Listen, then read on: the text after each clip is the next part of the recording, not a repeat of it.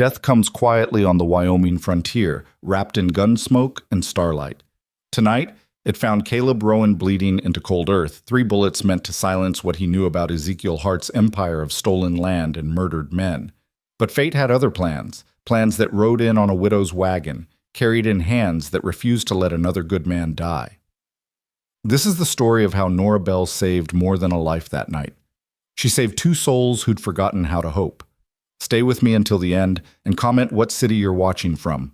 I want to see how far this story travels. The high desert of Wyoming Territory held its breath under a canopy of stars so bright they seemed close enough to touch.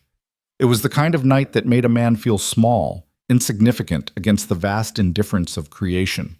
For Caleb Rowan, lying face down in the dirt with blood pooling beneath him, that insignificance felt like a mercy. At least when he died, the universe wouldn't notice. At least the pain would stop.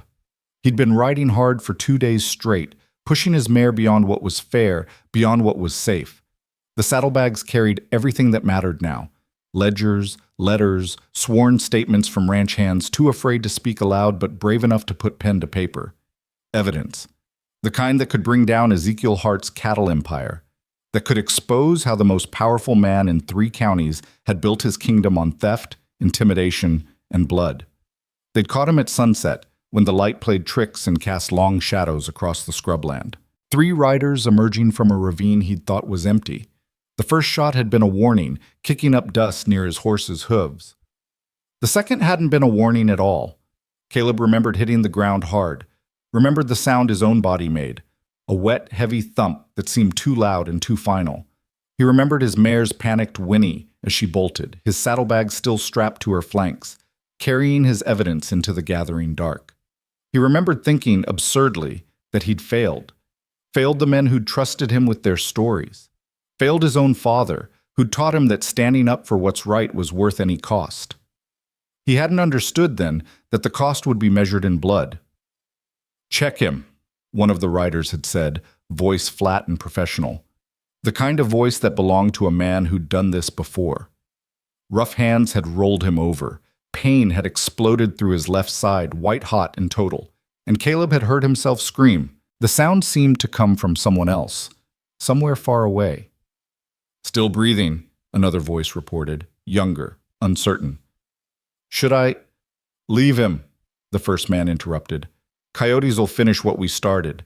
Cleaner that way. Hart don't need to know the details." "What about the saddlebags?" "Horse went north. We'll find her come morning. Let's move."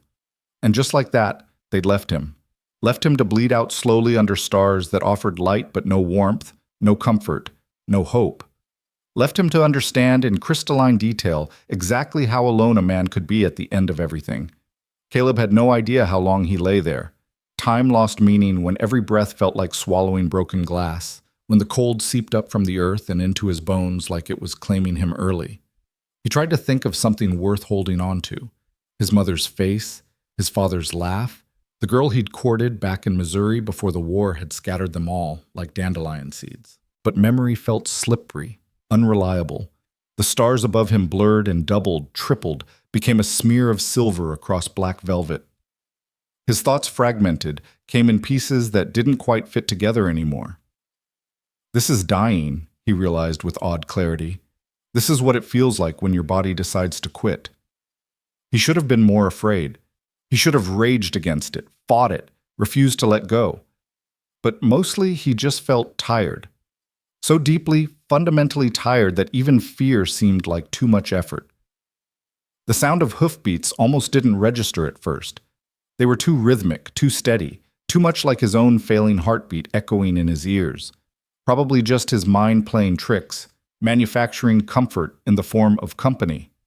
The dying brain did that, he'd heard, made ghosts out of wishes. But then a voice cut through the fog, clear, real, undeniably human. "Is someone there?" Not a question asked in fear, but in steady assessment. A woman's voice carrying the kind of controlled concern that spoke of experience with emergencies, with crisis, with the unexpected. Caleb tried to answer, but his throat produced only a wet, rattling sound that horrified him. Was that him? Was that what he'd become? The hoofbeats stopped. He heard boots hitting ground, quick footsteps approaching. Then suddenly there was a figure above him, blocking out the stars, and lamplight flooded his vision, warm, golden, impossibly bright after so much darkness. "Jesus and Mary," the woman breathed, and he heard genuine shock in her voice, though she kept it controlled. "What happened to you?" She dropped to her knees beside him, and through vision that swam and wavered, Caleb saw her face. Sharp features softened by lamplight, dark hair pulled back in a practical braid, green eyes that assessed his wounds with the kind of quick, methodical attention that suggested medical knowledge. She couldn't have been more than 30, weathered by sun and circumstance, but not hardened by it. Her hands moved over him, checking the wound in his side, pressing gently against his ribs, testing for other injuries. Her touch was firm, practiced, nothing tentative about it. When her fingers found the bullet hole, he gasped, and those green eyes snapped to his face. "You're shot," she said, which seemed like stating the obvious, except that her tone carried no judgment, only confirmation of what she needed to know. "Recently. Still bleeding. Who did this?" Caleb tried to speak, managed only, "3 riders. They still around?" "Gone." The word cost him more breath than he had to spare. She nodded once, decision made. "All right, listen to me. My name is Nora Bell, and I'm not leaving you here to die. But you need to help me help you. Can you move at all?" Could he? Caleb honestly didn't know. He tried shifting his weight and immediately regretted it as pain lanced through him, so sharp and consuming he nearly vomited. "Steady," Nora said, one hand on his shoulder, holding him still. "Don't thrash. You'll make it worse." She sat back on her heels, thinking, her jaw set in determination. "My wagon's 50 yards back. I'm going to get you to it. This is going to hurt like hell, but if you want to live, you'll endure it. Understood?" He managed a nod. "Good." She stood, moved behind him, and slid her arms under his shoulders. "On 3. 1?" She didn't wait for 3. With a strength that seemed impossible for her frame, Nora hauled him upright. Caleb's scream tore through the night, raw and animal. His vision went white, then black at the edges, consciousness threatening to flee entirely. Only her voice kept him tethered. "Stay with me! Don't you dare pass out yet! We're not done!" She half carried, half dragged him across ground that seemed to pitch and heave like ocean waves. Every step jolted his wound, sent fresh blood soaking through his shirt, warm and wet and wrong. He could hear himself making sounds, whimpers, gasps, broken attempts at breathing, and some distant part of him was ashamed. But mostly, he just tried to stay conscious, tried to keep putting one foot in front of the other, tried to trust that this woman knew what she was doing. The wagon materialized out of darkness like salvation. A small covered affair, practical rather than fancy, pulled by a sturdy mule that watched their approach with mild interest. Nora maneuvered him to the back, lowered the gate, and with one final surge of effort, pushed him into the wagon bed. Caleb collapsed onto blankets that smelled of sage and wood smoke. Through the canvas cover above, he could see stars again, wheeling slowly. Or maybe that was just him, spinning, losing his grip on the world. "Stay awake," Nora commanded, climbing in beside him. She lit 2 more lamps, hanging them from hooks inside the wagon, flooding the small space with light. "What's your name?" "Caleb," he managed. "Caleb Rowan." "Well, Mr. Rowan, I need you to keep talking to me. Can you do that?" "I'll try." "Good enough." She was rummaging through a wooden chest, pulling out supplies, clean cloth, bottles of various liquids, a leather roll that clinked with metal instruments. "Where are you from?" "Kansas. Originally, been working Hart Ranch."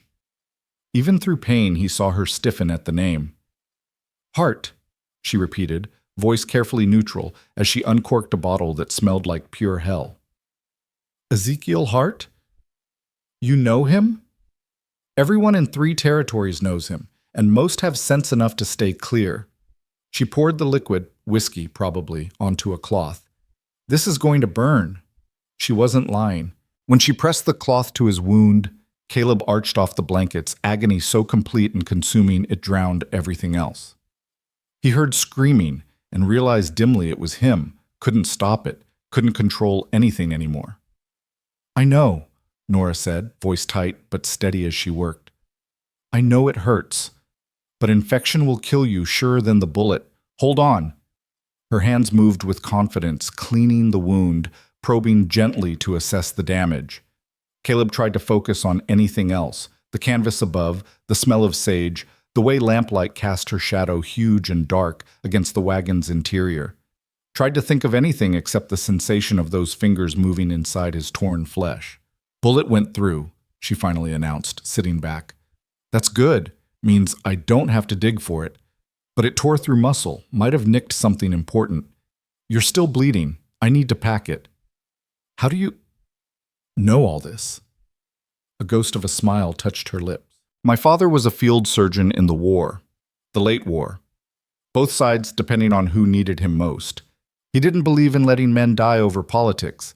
Taught me everything he knew before fever took him in '71. She worked as she talked, packing the wound with clean cloth soaked in something that stung but felt cleaner, somehow, than the pain. Her movements were efficient, practiced, the kind that came from having done this before. Too many times before, probably. You're lucky I found you, she continued, wrapping bandages around his torso, pulling them tight enough to hold but not so tight they'd cut off circulation. I almost stopped for the night 3 miles back, but something told me to push on. Guess something was looking out for you, Mr. Rowan. Caleb, he breathed. Just Caleb. All right, just Caleb. She secured the bandages with pins, then pulled a blanket over him, tucking it around his shoulders with surprising gentleness. You've lost a lot of blood. You'll be weak for a while, probably feverish. I have water, some laudanum if the pain gets too bad. We're 2 days from the nearest town with a real doctor, but I don't know if you can handle that journey yet. Don't need a doctor, Caleb said, though he wasn't sure if that was bravery or delusion talking. You already saved my life. Saved it for now, Nora corrected, settling back against the wagon's side, watching him with those assessing green eyes. Whether it stays saved depends on you, on your strength, your will. I can keep you breathing, but I can't make you fight to stay alive. That part's on you. Why? The question slipped out before he could stop it. Why help me? You don't know me. Something shifted in her expression, a shadow passing behind her eyes, old grief surfacing briefly before she pushed it down. Let's just say I know what it's like to watch someone bleed out helpless. Swore I'd never do that again if I had choice. She pulled her knees up, wrapped her arms around them. So I choose to help. It's that simple. It wasn't simple, Caleb knew. Nothing was ever simple out here, where survival came down to hard choices and calculated risks. Helping a stranger, especially one involved with Ezekiel Hart, was dangerous. But he was too tired, too hurt, to argue the point. Instead, he just whispered, "Thank you." Nora nodded once, accepting his gratitude without deflecting it. "Get some rest if you can. I'll keep watch. Make sure your friends don't come back." "They're not my friends." I gathered. She reached over, adjusted his blanket. "Sleep, Caleb Rowan. We'll talk more when you're stronger." But as exhaustion pulled him under, Caleb found himself fighting it, afraid that if he closed his eyes, he'd never open them again. The fear must have shown on his face because Nora's expression softened. "I'll be right here," she said quietly. "You're not dying on my watch. That's a promise." And somehow, impossibly, he believed her. This stranger with gentle hands and iron determination, this woman who'd appeared out of nowhere like an answer to a prayer he hadn't known he was praying. He let his eyes close, let the darkness take him, trusting that she'd be there when he woke. If he woke. The fever came on the second day. Caleb woke, if waking was even the right word for it, to a world made of fire and ice, heat and chills chasing each other through his body in waves. The wagon lurched and swayed beneath him, each movement sending fresh agony through his side. He could hear Nora up front, talking softly to the mule, coaxing it along. "Easy, Tobacco. I know you're tired. Just a little further." Tobacco. She'd named her mule Tobacco. Through the haze of fever, Caleb found that absurdly funny and tried to laugh, but it came out as a cough that felt like it was tearing him apart from the inside. The wagon stopped immediately. Nora appeared beside him, cool hand on his forehead, frowning. "Fever's spiking," she muttered, more to herself than him. "Damn, I was hoping we'd have more time." "I'm fine," Caleb tried to say, but his mouth wouldn't form the words properly. "You're delirious, is what you are." She pulled back the blankets, checked his bandages. He felt her stiffen, heard her sharp intake of breath. "Bleeding again. Probably tore something when we hit that rut." Her hands moved over him, quick and sure, unwrapping the old bandages and packing the wound fresh. Each touch was agony, but Caleb found himself focusing on her face instead, on the concentration there, the determination, the way she bit her lower lip when she was thinking hard about something. "Why are you out here alone?" he asked, words slurring together. "Woman traveling, not safe." Nora's mouth quirked. "Safer than staying where I was." She finished with the bandages, covered him again. "My husband died 2 years ago. Outlaws hit the store he was managing, tried to rob it. Tom fought back. They shot him." Her voice stayed level, factual, but Caleb heard the pain underneath. "I sold everything we had, bought this wagon, and started moving. Seemed easier than staying in a place full of ghosts." "I'm sorry." "Me too." She dampened a cloth in water, pressed it to his forehead. The coolness was bliss. "But being sorry doesn't change anything. You keep moving or you die. Those are the only options out here." "Heart!" Caleb struggled to organize his thoughts, to push past the fever's fog. "Those men, they work for Hart. Tried to kill me, because I found proof. Evidence. He's been stealing, Nora, from everyone. Altering brands, forging deeds, running off homesteaders, murder if people don't leave willing." Nora went very still. "And you have this evidence?" "Had it. Saddlebags. My mare ran north when they shot me. So they'll be looking for her, for the evidence." She sat back, thinking. "That means they might backtrack, looking for any sign of where she went. Means they might find us." "I'm sorry," Caleb said again, feeling the weight of it. "Didn't mean to bring trouble to you." "Too late for that. You're here, I'm here, and trouble's coming whether we like it or not." But she didn't sound angry, just pragmatic. "Question is, what do we do about it?" "Leave me. Take the wagon, go. They don't know about you." Nora laughed, but there was no humor in it. "I just spent 2 days keeping you alive. You think I'm going to waste that effort now?" She shook her head. "Besides, I know Ezekiel Hart's type. Men like him don't leave loose ends. If they think someone might have helped you, might know something, they'll come after them too. Leaving you won't keep me safe. It'll just mean you die for nothing." "So what then?" "We keep moving. Get you strong enough to travel properly. Find somewhere we can hole up, wait for you to heal, and then—" She met his eyes, something fierce in her gaze. "Then we figure out how to finish what you started, how to bring Hart down." "That's insane." "Probably. But so is everything else about this situation." She stood, moved back to the front of the wagon. "Rest now. We'll make camp in a few hours, somewhere with water. You need to drink more. Keep your strength up."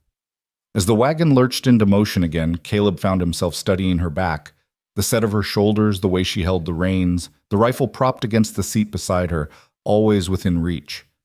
This woman who'd saved him, who was choosing to stand with him even knowing the danger, who seemed utterly fearless in the face of what was coming. Nora Bell was either the bravest person he'd ever met, or the craziest. Probably both. The fever broke on the 4th day, leaving Caleb weak as a kitten but clear-headed for the first time since he'd been shot. He woke to find himself still in the wagon, but stationary now, and through the open back he could see morning light painting everything gold.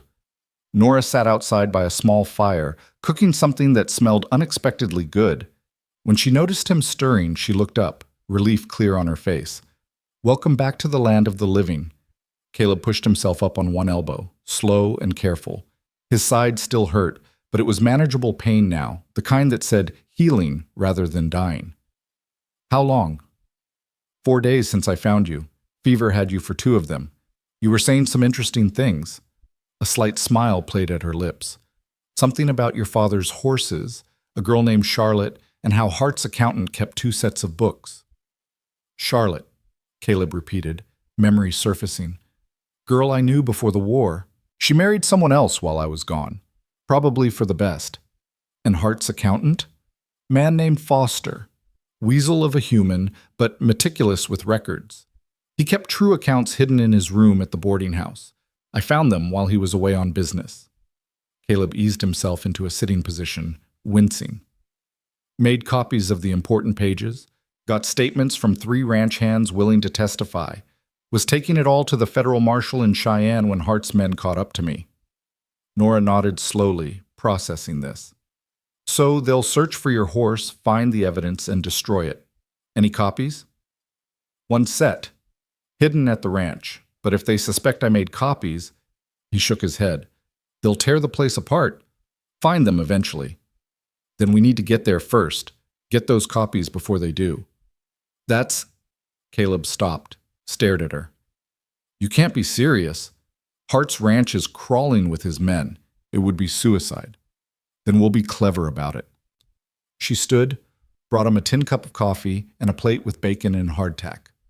Eat. You need your strength back. We'll figure out the details once you can walk without falling over. The coffee was strong enough to strip paint, and the bacon was slightly burned, but to Caleb it tasted like the finest meal he'd ever had. As he ate, he watched Nora break camp, methodical, efficient, nothing wasted in her movements. She'd done this many times before, he realized. Lived out of this wagon, traveled alone, made camp in hostile territory with the ease of long practice. Why? He asked finally. Why risk yourself for this? You could head west, leave Wyoming behind, start fresh somewhere Hart's reach doesn't extend. Nora paused in rolling up her bedroll, considering the question. When she spoke, her voice was quiet but certain. Because Tom died trying to stand up to men like Hart. Died protecting something that mattered to someone else. I wasn't there. Couldn't help him. Couldn't save him. She looked at Caleb, something fierce and hurt in her eyes.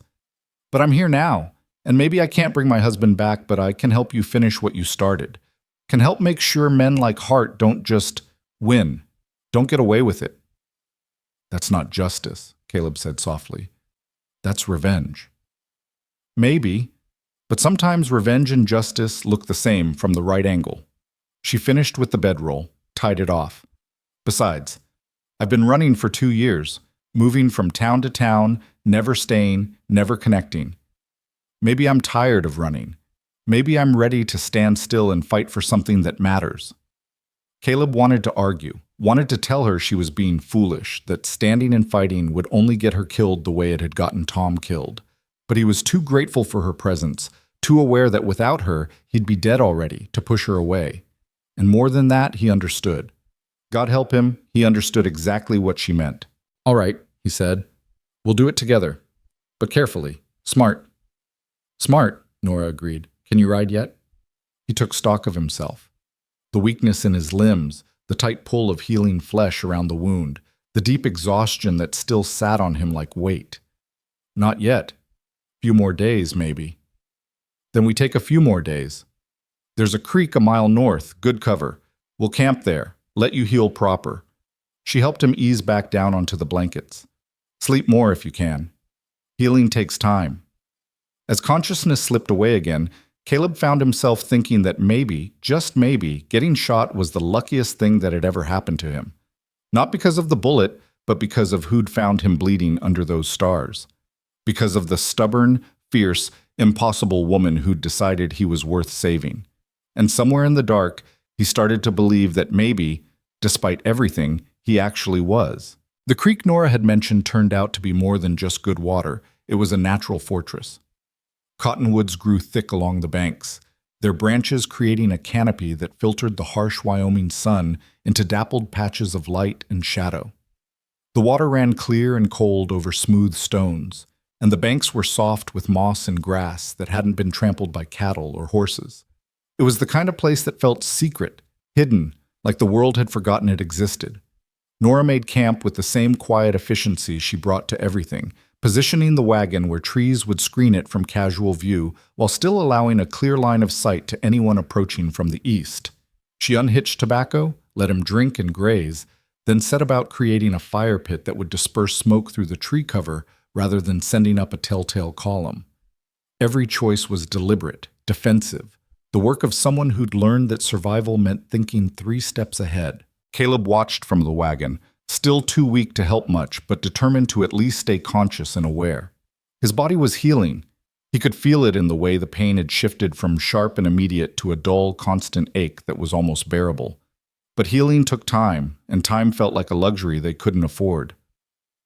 "You should sleep more," Nora said without looking up from where she was filleting a fish she'd somehow caught in the 20 minutes since they'd arrived. "Your body needs rest to repair itself." "I've been sleeping for days. Feel like I should be doing something useful." "You are doing something useful. You're healing. That's your job right now." She glanced over her shoulder, one eyebrow raised. "Unless you think you can ride hard, shoot straight, and outrun Hart's men in your current condition?" Caleb had to concede the point. "How'd you catch that fish so fast?" A small smile touched her lips. "My father taught me. Said soldiers moved too much, made too much noise, scared the fish away. You have to be patient. Still. Let them forget you're there." She went back to her work, hands moving with practiced skill. "Most things worth having require patience," he used to say. "Good advice for fishing, good advice for life." Sounds like he was a wise man. He was, stubborn as a mule, drank too much whiskey, and had opinions about everything under the sun, but he was wise when it counted. Her voice carried that particular warmth reserved for good memories of the dead. "Mama died when I was 12, cholera. After that, it was just me and him. He taught me everything, how to hunt, fish, track, shoot, doctor wounds, read the weather, navigate by stars. Said I needed to know how to take care of myself because the world didn't give a damn about helpless women. You're far from helpless." That was his intention. She set the cleaned fish aside, wiped her hands on a cloth. "Tom used to joke that my father had been training me for a war that never came. Turns out he was just training me for life out here, for surviving men like Hart and the violence they bring." Caleb heard something beneath her words, some old anger or grief that she kept carefully controlled. "You loved him, your husband." "I did. Still do, in the way you love ghosts." Nora stood, moved to the fire, added wood in a way that kept the flames low and relatively smokeless. "Tom was good, kind. He saw the best in people, believed in second chances, thought everyone deserved dignity and respect. Got him killed in the end, that belief. But I wouldn't want him to have been different. The world needs people like Tom, even if it destroys them for it. And people like us." She looked at him then, really looked, green eyes steady and unflinching. "People like us survive, so we can remember people like Tom. So their goodness doesn't just disappear like it never mattered." She placed the fish on a flat stone near the fire, let it start to cook. "That's what I tell myself anyway. Helps make sense of why I'm still here when he's not." They fell into comfortable silence after that, the kind that didn't need filling with pointless words. Caleb drifted in and out of awareness, lulled by the sound of running water and crackling fire, by the smell of cooking fish and pine sap. When Nora brought him food and more coffee, he ate slowly, savoring each bite, feeling strength return to his body in small increments. "Tell me about Hart," Nora said, settling cross-legged by the fire with her own plate. "How'd you end up working for him?" Caleb gathered his thoughts, trying to organize 2 years of mistakes and discoveries into something coherent. "I came west after the war, like a lot of men. Couldn't go back to Kansas, family farm was gone, sold for taxes while I was away. Heard there was work in Wyoming, land for the taking if you were willing to fight for it. Hart was hiring experienced hands, paying decent wages. Seemed like a good opportunity." "When did you realize it wasn't?" "Gradually. Little things at first. Cattle with altered brands. Homesteaders leaving suddenly, selling their claims for pennies on the dollar. Men asking questions one day, gone the next. I figured it was just the rough nature of territory life, that maybe I was seeing shadows where there weren't any." He paused, remembering. "Then about 6 months ago, Hart brought in a new accountant, Foster. Nervous little man, always sweating, couldn't look you in the eye. One night I was coming back from town late, saw lights in Foster's room at the boarding house when he was supposed to be away. Went to investigate. Thought maybe someone was robbing him. But it was Hart. And 3 of his top men. They were going through Foster's books, arguing about numbers. I listened from outside the window, heard enough to understand that Foster kept two sets of records, one for show, one that tracked what Hart was really doing. Heard them discussing a family up north, the Mitchells, how they'd refused to sell and needed to be convinced. Found out later their barn burned down. They sold the next week and left Wyoming entirely. Nora's expression had gone hard. So you decided to do something about it. I decided to stop being a coward. Spent the next months carefully gathering evidence, copying pages when I could, talking quietly to men I trusted. Got 3 to agree to testify if I could get the evidence to a federal marshal. Hart has the local law in his pocket, but federal authority? That he can't buy so easily. Caleb set his empty plate aside. Was riding for Cheyenne when they caught me. Should have known they were watching.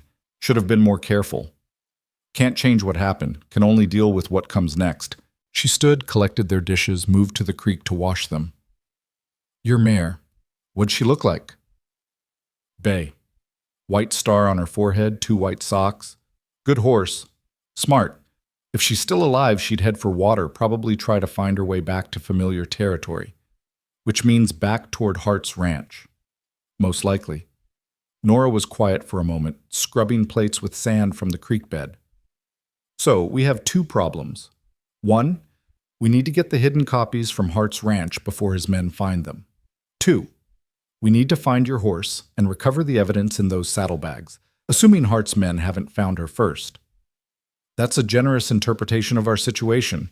I'd say we have about a dozen problems, starting with the fact that I can barely stand without passing out, and ending with the fact that we're 2 people against what amounts to a small army. Then we'll be smart about it. Use what advantages we have. Which are? She smiled, and there was something almost predatory in it. They think you're dead. That's advantage 1. They don't know I exist. That's advantage 2. And Hart's arrogance, his absolute certainty that he's untouchable, that's advantage 3. Arrogant men make mistakes. We just need to be patient enough to wait for them. Caleb found himself smiling back despite everything. You know, when I was bleeding out under those stars, I thought my life was over. Now I'm starting to think it might actually just be beginning. Don't get poetic on me, Rowan. You're still healing. But her eyes were warm, and when she came back to check his bandages, her touch was gentle. How's the pain? Manageable. Better every day? Good. We'll stay here another 3 or 4 days, let you build your strength. I'll scout the area, see if I can pick up any sign of your horse. Then we'll make our move. She rewrapped his wound with fresh cloth, her movements sure and practiced. You should know, if we do this, if we go after Hart, there's no going back. He'll hunt us to the ends of the earth if he gets even a whisper that you're alive. I know. And you're willing to take that risk? To put both our lives on the line for this? Caleb met her eyes, saw the question beneath the question. She was giving him an out, a chance to say no, to choose safety over justice. Part of him wanted to take it, wanted to tell her they should just run, disappear, build a life somewhere Hart's shadow couldn't reach. But he thought about the families Hart had destroyed, the men who'd died standing up to him, the evidence he'd risked everything to gather. Thought about his own father, who taught him that some things mattered more than personal safety. Thought about Tom, Nora's husband, who died defending a principle. I'm willing, he said simply. Are you? Nora nodded once, decisive. I am. So we're doing this, together. Together, Caleb agreed, and felt the weight of that promise settle around them like a pact sealed in something more binding than words. That night, as the fire burned down to embers and stars emerged overhead, Caleb lay awake thinking about fate and chance, about bullets that should have killed him, and women who appeared out of nowhere like answers to prayers. He thought about Nora sleeping nearby, her rifle within reach, always vigilant even in rest. This stranger who'd become something more. Partner, ally, friend. Maybe more than friend, though that was dangerous territory to explore when death still felt closer than tomorrow. He dozed eventually, woke to find pale pre-dawn light filtering through the cottonwoods and Nora already up, boiling coffee over a rekindled fire. She looked over when she heard him stirring. Morning, how do you feel? Caleb took inventory. The pain in his side had diminished to a persistent ache, and his head felt clearer than it had since the shooting. Better, stronger, Good. Think you can walk a bit today? Short distances, nothing strenuous? I can try. We'll try after breakfast. Need to keep your muscles from atrophying completely. She poured coffee, brought it to him along with hardtack softened in bacon grease. I'm going to scout south this morning, see if I can pick up your horse's trail. You'll stay here, rest, maybe practice walking around camp. Don't push yourself too hard. Yes, ma'am, Caleb said with a slight smile. Nora rolled her eyes. Don't ma'am me. I'm not that old. How old are you? Old enough to know better than to answer that question from a man I just saved.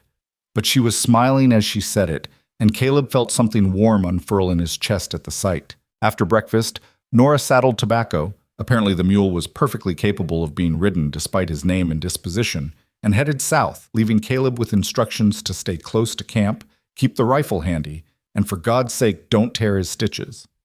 Alone for the first time in days, Caleb found himself acutely aware of how vulnerable he still was. He managed to stand using the wagon wheel for support and took a few experimental steps. His legs shook with the effort, and his side pulled painfully, but he stayed upright. Progress. He spent the morning slowly pacing the camp's perimeter, building strength in increments, pushing until pain forced him to rest and then starting again.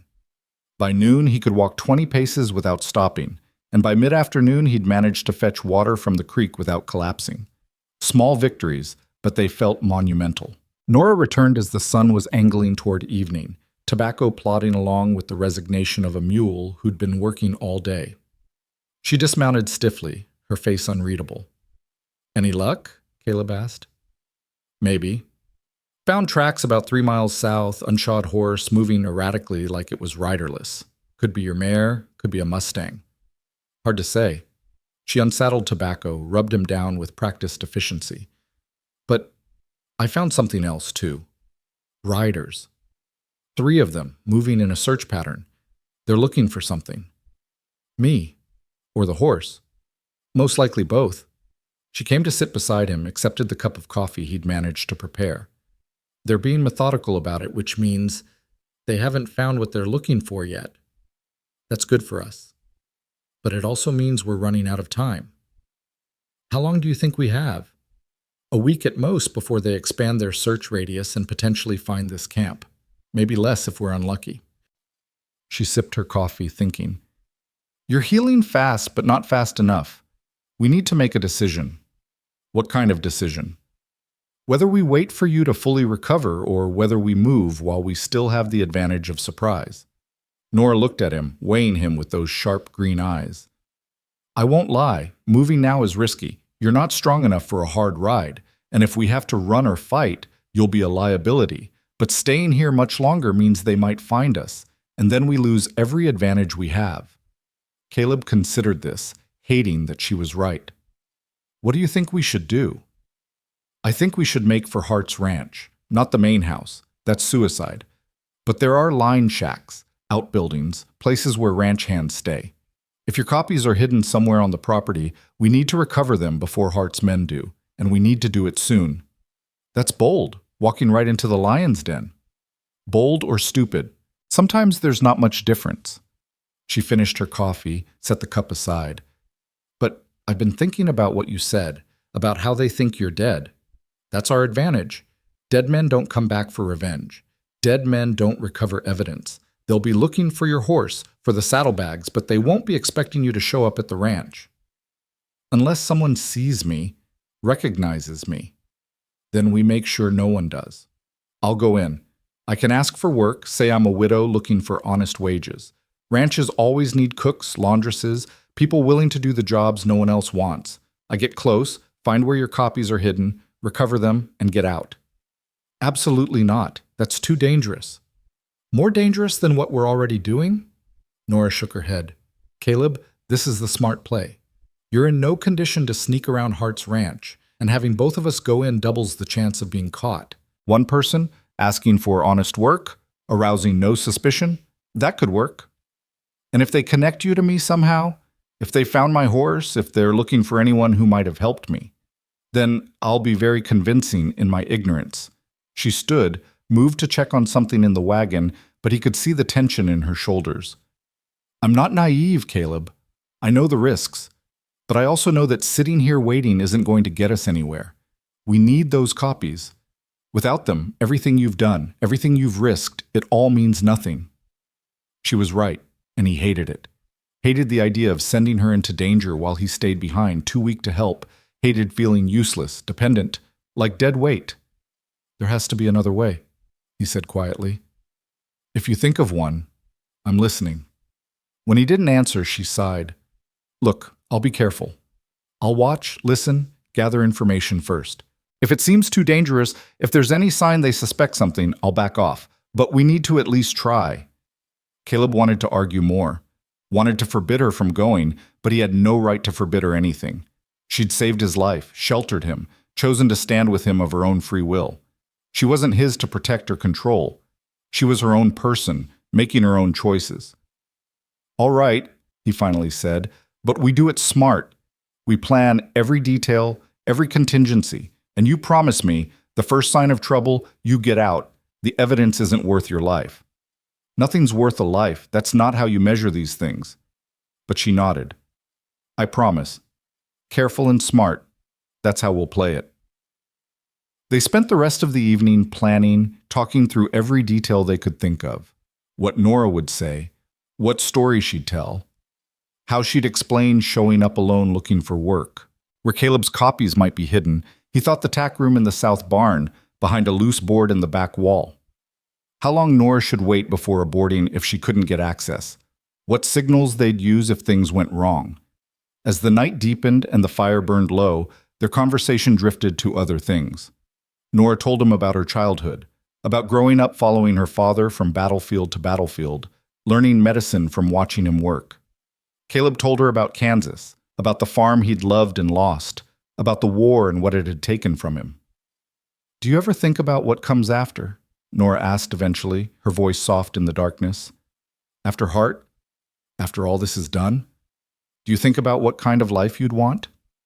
"I try not to," Caleb admitted. "Seems like tempting fate. Like if I let myself imagine a future, something will take it away."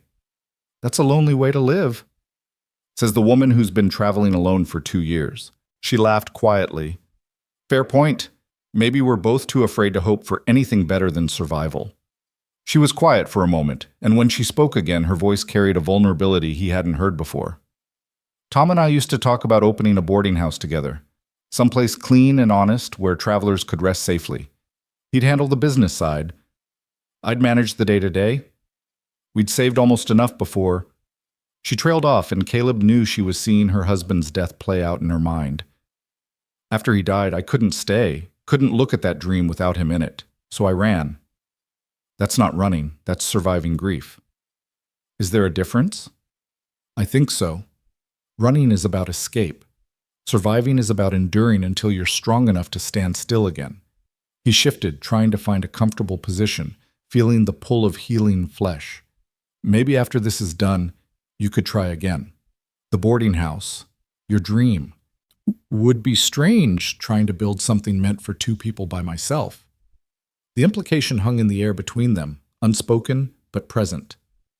Caleb found himself saying carefully, "Maybe you wouldn't have to do it alone. Maybe by then you'd have a partner, someone who understands what you're trying to build." Nora looked at him across the dying fire, and in her eyes he saw something that made his breath catch. Possibility, maybe, or hope, or something more complicated that neither of them had words for yet. "Maybe," she said softly. "Let's survive this first. Then we'll see what comes after." "Deal." They settled into their separate bedrolls then, but Caleb lay awake long into the night, thinking about boarding houses and futures and the strange, impossible path that had led him to this woman, this moment, this fragile hope that maybe, just maybe, surviving could turn into something more like living. The next 2 days passed in a blur of preparation and recovery. Caleb pushed himself hard, building strength as quickly as his body would allow. He could walk steadily now, could lift and carry moderate weight, could even draw and aim a pistol without his hands shaking too badly. It wasn't enough. He was still weeks away from full strength, but it was something. Nora, meanwhile, transformed herself. The practical trail clothes disappeared, replaced by a simple dress that was worn but respectable. the kind a widow might wear when seeking employment. She pinned her hair up differently, practiced speaking with a slight accent. Not enough to be obviously false, just enough to suggest she'd come from somewhere else. Somewhere her past wouldn't be easily traced. She became someone new, someone unremarkable, someone who wouldn't draw suspicion. "How do I look?" she asked on the morning of the third day, presenting herself for Caleb's inspection. "Like a completely different person," he said honestly. "That's unsettling." "Good, that's what we need. She'd packed a small bag with minimal belongings, enough to support her story, but not so much she'd appear too prosperous. "I'll write tobacco in, say I've been traveling since my husband's death, that I heard Hart's Ranch might have work. I'll mention I can cook, clean, tend to sick animals or injured hands if needed, anything to get inside and have access to the buildings. And if they ask questions? Want references? I'll say I've been traveling alone, working small jobs at ranches and homesteads along the way. Nothing that can be easily verified. Nothing that will hold up to serious scrutiny, but enough to sound plausible." She adjusted her bonnet, checking her appearance in a small mirror. "Most people don't look too closely at desperate women. We make them uncomfortable, so they'd rather just give us work and forget we exist. You've thought this through." "I've had time to think."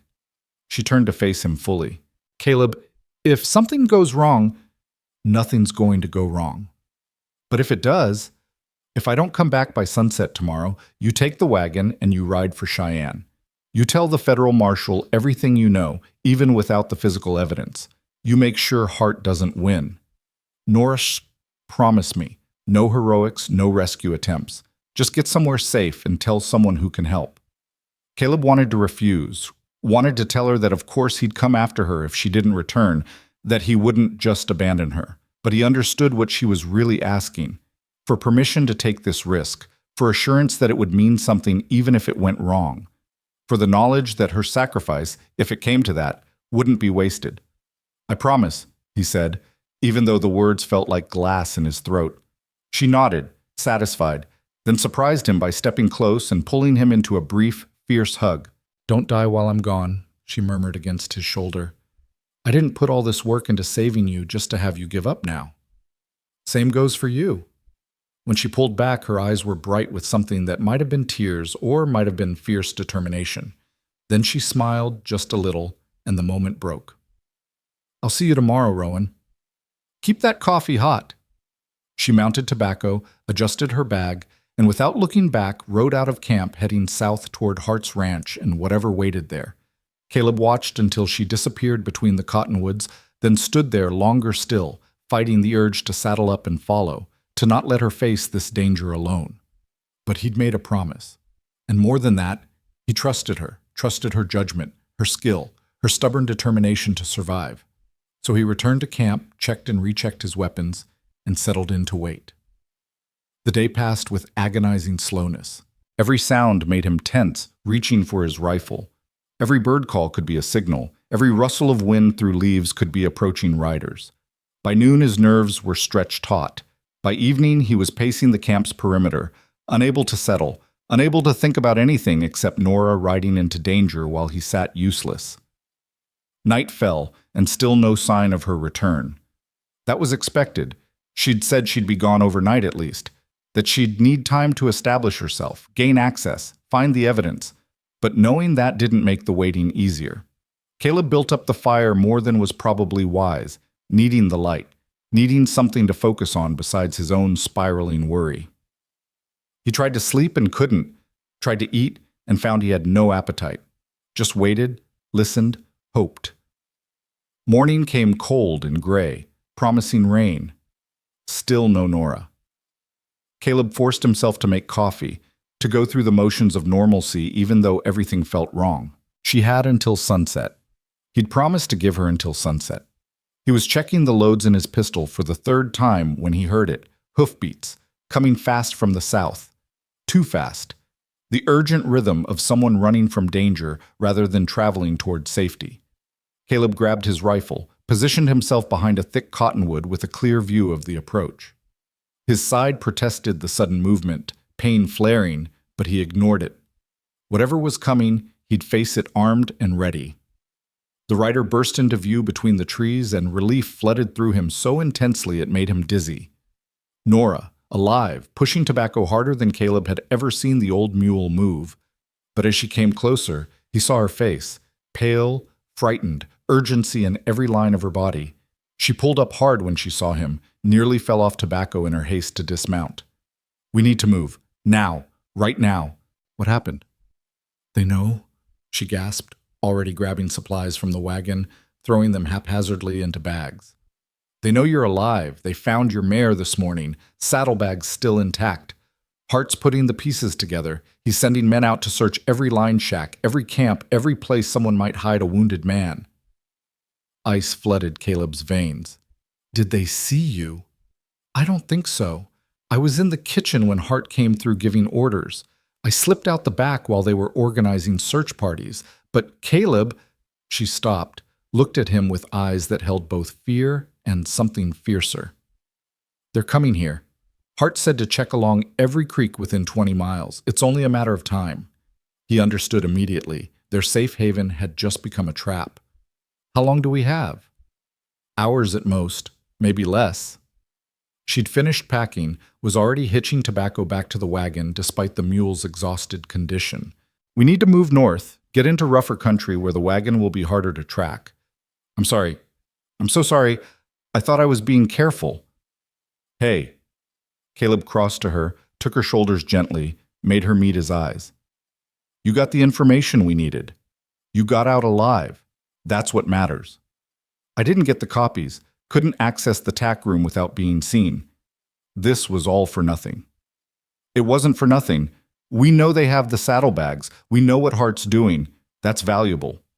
He released her, moved to help break camp despite his body's protests. "And we're both alive to fight another day. That counts for something." They worked in synchronized urgency, dismantling camp in minutes, loading everything that mattered and abandoning the rest. Caleb's side screamed with every movement, but he pushed through it, driven by adrenaline and fear and desperate determination. They were just finishing when they heard it, distant but unmistakable. Voices, men calling to each other. The search parties, closer than they should have been possible, closing in with terrifying speed. Nora's eyes met Caleb's, and in that moment they both understood. Running might already be too late. "There's a draw about a mile north," she said quickly, voice low and urgent. "Narrow, rocky, wagon, might not make it, but we could hide there on foot. They'd have to come at us single file. Or we could make a stand here. Good cover, clean water, good sight lines. 2 of us against however many they're sending? Those aren't good odds." "They weren't good odds from the start." Caleb checked his rifle, found a grim sort of calm settling over him. "But at least here we control the terrain. We know every tree, every approach. That's worth something." The voices were getting closer. Nora looked torn, clearly calculating odds and options in her head. Then something in her expression shifted, hardened. "All right, we fight, but we fight smart. You take position behind the wagon. You're not healed enough for anything mobile. I'll take the trees to the east. Give us a crossfire if they're stupid enough to come straight in." "Nora, no arguments. We don't have time." She grabbed extra ammunition, her rifle, met his eyes one more time. "Whatever happens, it's been an honor traveling with you, Caleb Rowan." Likewise, Nora Bell. Then she was moving, disappearing into the cottonwoods like a ghost, leaving Caleb to take his position and wait for whatever came next. His heart pounded hard against his ribs, and his wounded side throbbed in rhythm with it, but his hands were steady on his rifle. The voices grew closer still. Then, through the trees, he saw movement, riders, at least 4 of them, spreading out as they approached the creek. They'd seen the camp, were moving to surround it. Caleb settled his rifle against his shoulder, sighted down the barrel, and waited. Beside him in the wagon, he could feel Tobacco's tension, the mule's ears swiveling nervously. From somewhere in the trees to his right, he knew Nora was doing the same, waiting, watching, ready. The first rider emerged fully into view, a hard-faced man Caleb recognized from Hart's ranch. The man's eyes swept the camp, registered the still-smoking fire, the wagon, the signs of recent habitation. His hand moved toward his pistol. "I know you're here, Rowan," the man called out, voice carrying across the small clearing. Hart wants to talk. Says if you come peaceful, no one has to get hurt. Just wants to discuss terms. From his position, Caleb could see the lie in the tension of the man's shoulders, in the way the other riders were positioning themselves. This wasn't about talking. This was about making sure Caleb never made it to Cheyenne, never testified, never brought Hart down. He stayed silent, waiting, finger resting lightly on the trigger. The rider tried again. There's 4 of us, Rowan, and however many more coming behind. You can't win this. Be smart. Come out. Still, Caleb waited. Felt the moment stretch. Felt every sense sharpen until he could hear his own heartbeat. Feel the slight breeze on his face. Smell the creek water and pine and his own fear sweat. The rider's patience broke. Fine. Have it your way. He drew his pistol, started to swing it toward the wagon. 2 rifles spoke almost simultaneously, Caleb's and Nora's. The rider jerked, dropped from his saddle. The other 3 scattered, shouting, returning fire wildly toward both positions. And just like that, the peace of the creek camp shattered into chaos, gun smoke, and the desperate arithmetic of survival. The gunfire echoed through the cottonwoods like thunder, each shot reverberating off the creek banks and multiplying until it seemed like an army was firing instead of just 6 people. Caleb ducked as bullets splintered the wagon wheel beside his head, sending wooden shards flying. His side screamed in protest at the sudden movement, but adrenaline overrode the pain, sharpening everything to crystal clarity. He tracked the second rider through his rifle sights, waiting for a clear shot as the man dove behind a fallen log. Patience. His father had taught him that rushed shots wasted ammunition and gave away position. Wait for the moment. Trust your aim. The rider shifted, exposing his shoulder for just a heartbeat. Caleb fired. The man cried out, clutching his arm, his pistol dropping into the grass. Not a kill shot, but enough to take him out of the fight. From the trees to the east, Nora's rifle cracked twice in quick succession. Caleb heard a hoarse scream, saw a third rider go down hard as his mount collapsed beneath him. The man rolled clear, scrambled for cover behind a thick cottonwood trunk, and came up firing toward where Nora was hidden. The 4th rider had better instincts than his companions. Instead of charging into the clearing like the others, he'd circled wide, using the terrain for cover, working his way toward Nora's position from an angle she might not see. Caleb tracked him through gaps in the foliage, saw the intent in how he moved. This wasn't some ranch hand playing at violence. This was someone who knew how to hunt humans. "Nora!" Caleb shouted. "4th man, flanking east." Her rifle swung toward the new threat just as the man emerged from cover, pistol already firing. Bark exploded from the tree beside her head. She dropped flat, rolled, came up in a new position, and fired 3 shots so fast they sounded like one continuous roar.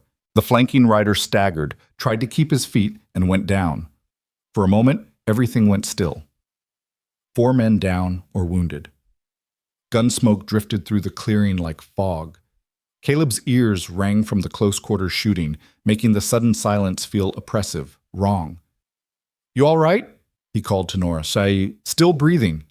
Her voice came from a different position than where she'd been shooting from. Smart, never stay in one place. "You?" "Same. Think that's all of them?" "For now. But they said more were coming." As if summoned by her words, voices drifted through the trees from the south, more riders drawn by the gunfire. How many, Caleb couldn't tell, but it sounded like more than 4. Possibly a lot more. The rider who'd taken Nora's first shot, the one who'd gone down when his horse was hit, pushed himself upright, hands raised. Blood streaked down his face from where he'd hit the ground, and his left leg bent at an angle that made Caleb's stomach turn. "Don't shoot," the man gasped. "I'm done. I surrender." Caleb kept his rifle trained on him but didn't fire. "Stay down. Keep your hands where I can see them."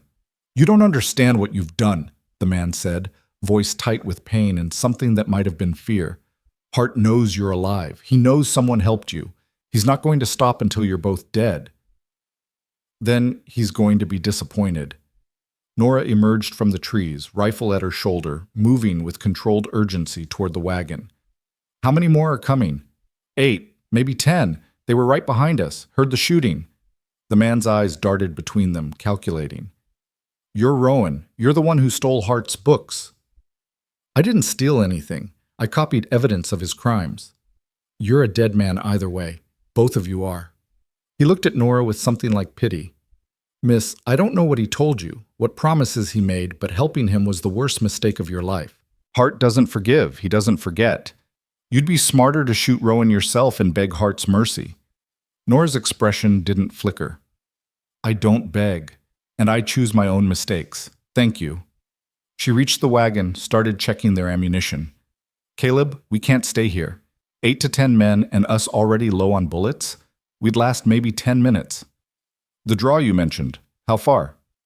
Mile north, but it's rough terrain. Wagon won't make it, and you can barely walk straight. We'd have to go on foot, move fast. Caleb did the math in his head. A mile over rough ground with his side half healed and both of them exhausted, versus trying to hold position against 10 men with ammunition running low and no chance of reinforcement. Neither option looked good, but at least movement offered possibilities that standing still didn't. We go north, he decided. Leave the wagon, take what we can carry. If we're lucky, they'll waste time searching the camp while we put distance between us. And if we're not lucky, then we make them work for it. He pushed himself upright, ignoring his body's protests. You know these hills better than I do. Lead the way.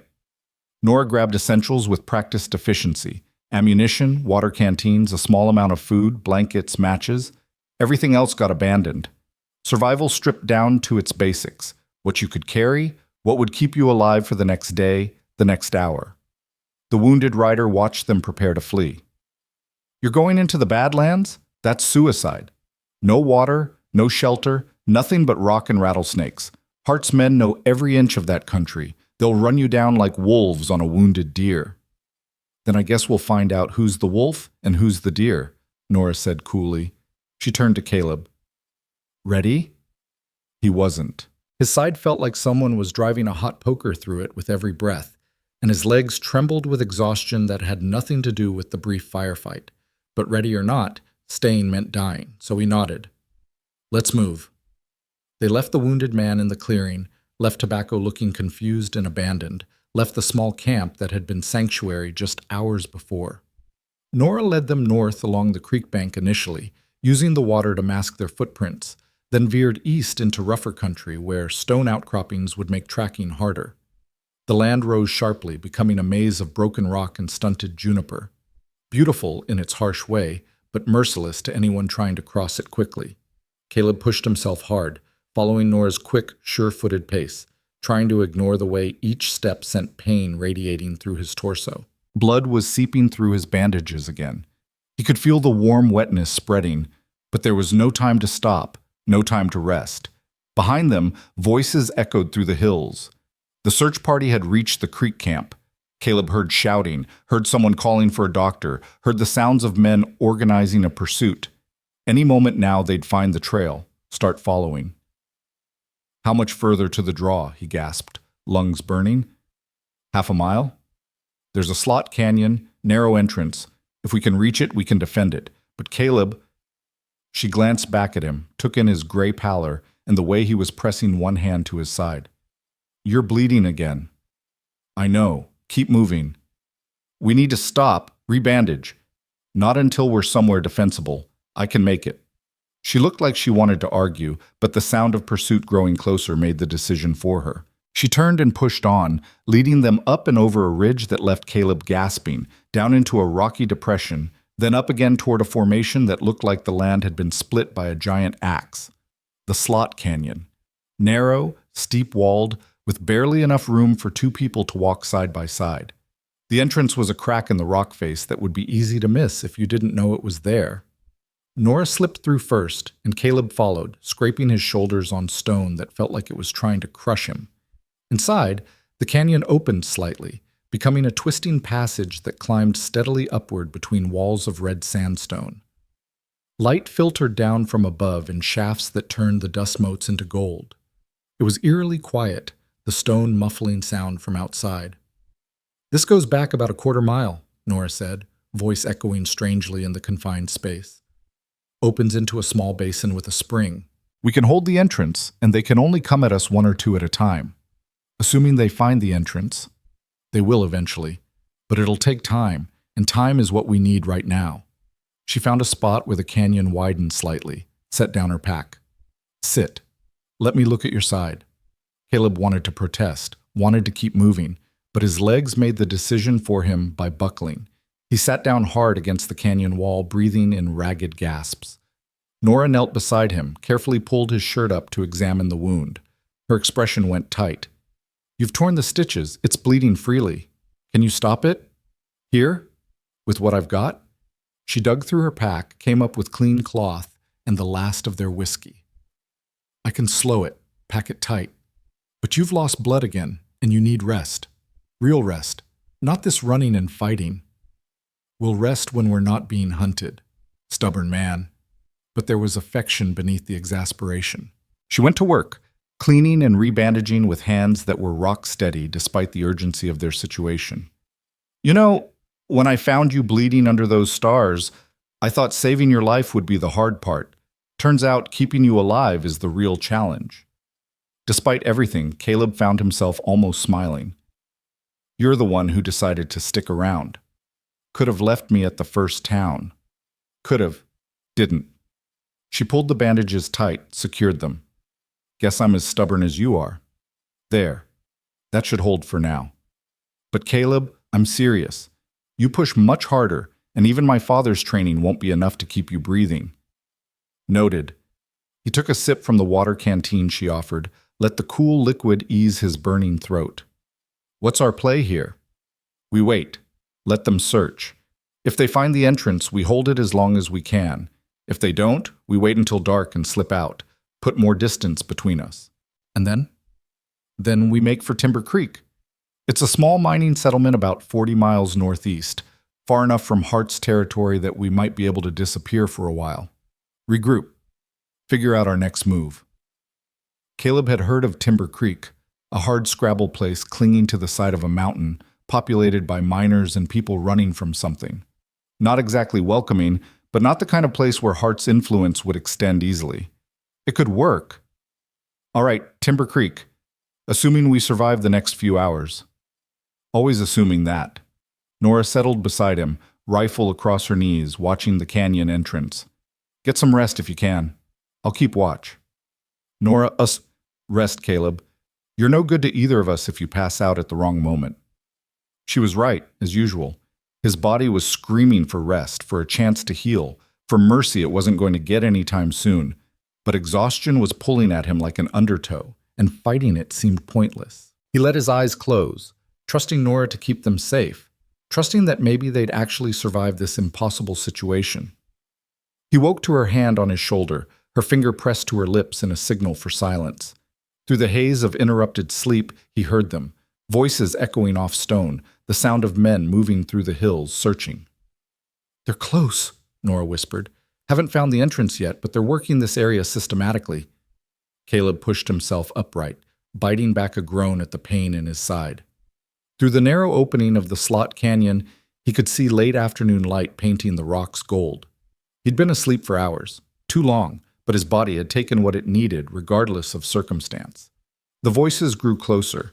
Caleb could make out individual words now, could hear the frustration in the searchers' tones. "Tracks just disappear. It's like they vanished into the stone." "They're here somewhere. Hart said to keep looking until we find them, or it gets too dark to see." "That Rowan's already half dead anyway. Probably holed up bleeding out. We just need to find the hole." Nora's jaw tightened at that, but she stayed silent, rifle ready. They watched through the crack as men passed within 20 yards of the entrance, so close Caleb could see the sweat stains on their shirts, the determined set of their faces. One man looked directly at the slot canyon entrance, and Caleb's finger tightened on his trigger, certain they'd been seen. But the man's gaze slid past without recognition, unable to distinguish the narrow opening from just another shadow in the broken rock. He turned away, called to his companions, "Nothing here. Let's check the next draw." The search party moved on, voices fading as they worked their way south. Caleb let out a breath he hadn't known he was holding. "That was close," he murmured. "Too close. They'll be back once they've exhausted other options. We need to move tonight, get distance while we can." Nora checked the position of the sun through the canyon opening. "Few more hours until dark. Rest more if you can. You're going to need every bit of strength for the push to Timber Creek." But sleep wouldn't come this time. Caleb's mind was too active, turning over problems and possibilities. They'd escaped immediate death, but the larger situation hadn't improved. Hart had his evidence. Hart knew Caleb was alive and being helped. Hart would keep hunting them until they were dead or he was stopped. "We can't run forever," he said quietly. "I know.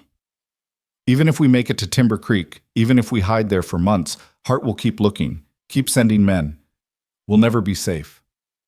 "I know that too." Nora was quiet for a moment, then turned to look at him. "What are you thinking?" "I'm thinking that maybe running is the wrong strategy. Maybe we need to change the game entirely." "I'm listening." Caleb organized his thoughts carefully. "Hart has my original evidence, the saddlebags your mare was carrying. He's probably destroyed it by now, or will soon. But he doesn't know about the copies I hid at the ranch, because you couldn't access them. And he doesn't know about the 3 ranch hands who agreed to testify. I kept their names coded in my notes, never wrote them down directly. So you still have witnesses, even without physical evidence." "Maybe. If they haven't been intimidated into silence, if they're still alive." He paused, thinking it through. "But here's the thing. Hart spent the last week pulling resources, sending men out to hunt me. He's distracted, focused on eliminating the threat rather than covering his tracks. That's when men like him make mistakes." Understanding dawned in Nora's eyes. "You want to go back, not run north, but south. Back toward Hart's territory. Not toward it, into it. To find those ranch hands, get them somewhere safe. And if possible, to recover those copies from the tack room. With witnesses and documentation, we'd have enough to bring charges even without the original ledgers. That's insane. That's walking right back into the fire. It's the last thing Hart would expect. He thinks we're running, thinks we're trying to get as far from him as possible. He'll have men searching north, east, west, everywhere except right under his nose." Nora shook her head slowly, but he could see her working through it, testing the idea for flaws and finding it strangely sound despite its audacity. "It's still suicide. You're wounded, we're exhausted, we have limited ammunition, and even if we somehow manage to reach these witnesses, get the copies, what then? Hart controls the local law. Who do we take it to? There's a federal marshal who makes rounds through Cheyenne, name's Garrett, honest man from what I've heard, can't be bought. If we could get the evidence to him, get the witnesses to testify on record, Hart's influence wouldn't matter." "How do you know this marshal is honest? How do you know Hart hasn't already gotten to him?" "I don't, but doing nothing guarantees Hart wins. At least this way we're fighting back." They sat in silence, the weight of the decision hanging between them. It was insane, Caleb knew that. Injured, hunted, outgunned, heading back toward the very place where everyone wanted them dead. It violated every instinct that said to run, to survive, to put distance between yourself and danger. But running meant living in fear forever, meant looking over their shoulders, waiting for the day Hart's men finally caught up, meant abandoning the men who'd trusted him, who'd risked their own safety to help expose Hart's crimes. "Tell me about these witnesses," Nora said finally. "The 3 men who agreed to testify." "Sam Porter, older ranch hand, been with Hart for years but saw which way the wind was blowing. Good man, just trying to survive. Jake Mitchell, young, hot-headed, watched Hart's men burn his family's homestead and run them off. He joined Hart's crew to spy, get evidence from inside. And Charlie Dawes, blacksmith in a town called Red Fork about 15 miles from Hart's ranch. He shod horses with rebranded marks, kept records of his own because he knew something wasn't right. 3 men in 3 different places, all of whom might already be dead or intimidated into silence. Might be. But if they're not, if even one of them is willing to testify, combined with the copies from the tack room, we'd have a case." Nora was quiet for a long time, rifle resting across her knees, face shadowed in the dim light of the slot canyon. When she finally spoke, her voice carried that same determination he'd heard the night she'd found him. "All right, we go back. But we do it smart. No heroics, no unnecessary risks. We find your witnesses, get the evidence, and get out. And if at any point it looks impossible, if the danger becomes too great, we abandon the plan and run. Agreed?" "Agreed." "Then we rest now, move after full dark. Head southeast toward Red Fork first.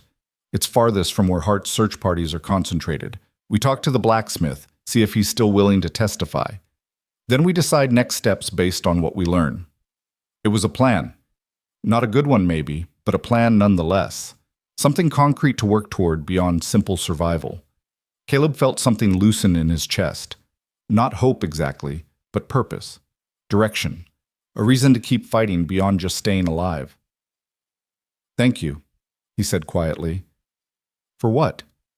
"For not walking away. For choosing to stand with me even though it would be safer, smarter, to leave me behind."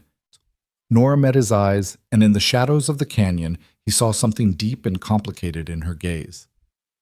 "You remind me that there are still things worth fighting for. That not everyone runs when things get hard. That's worth standing beside."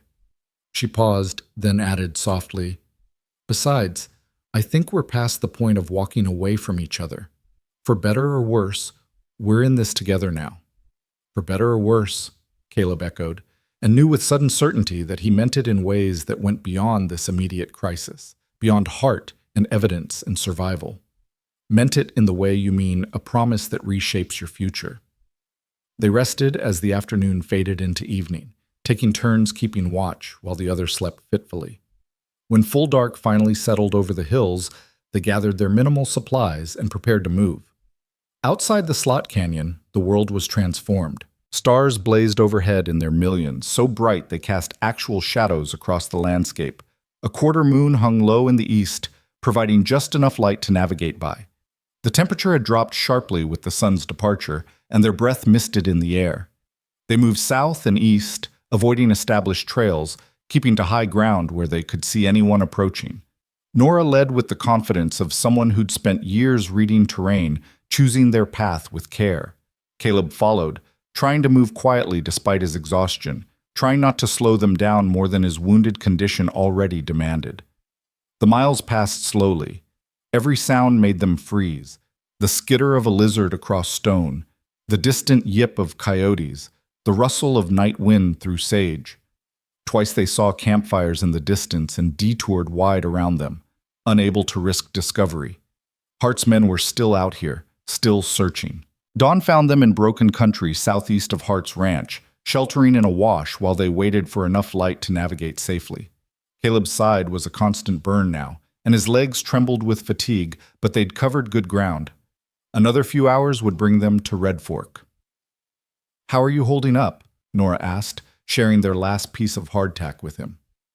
"Still moving. That counts for something." "That counts for everything." She studied him in the growing light, worry evident in her expression.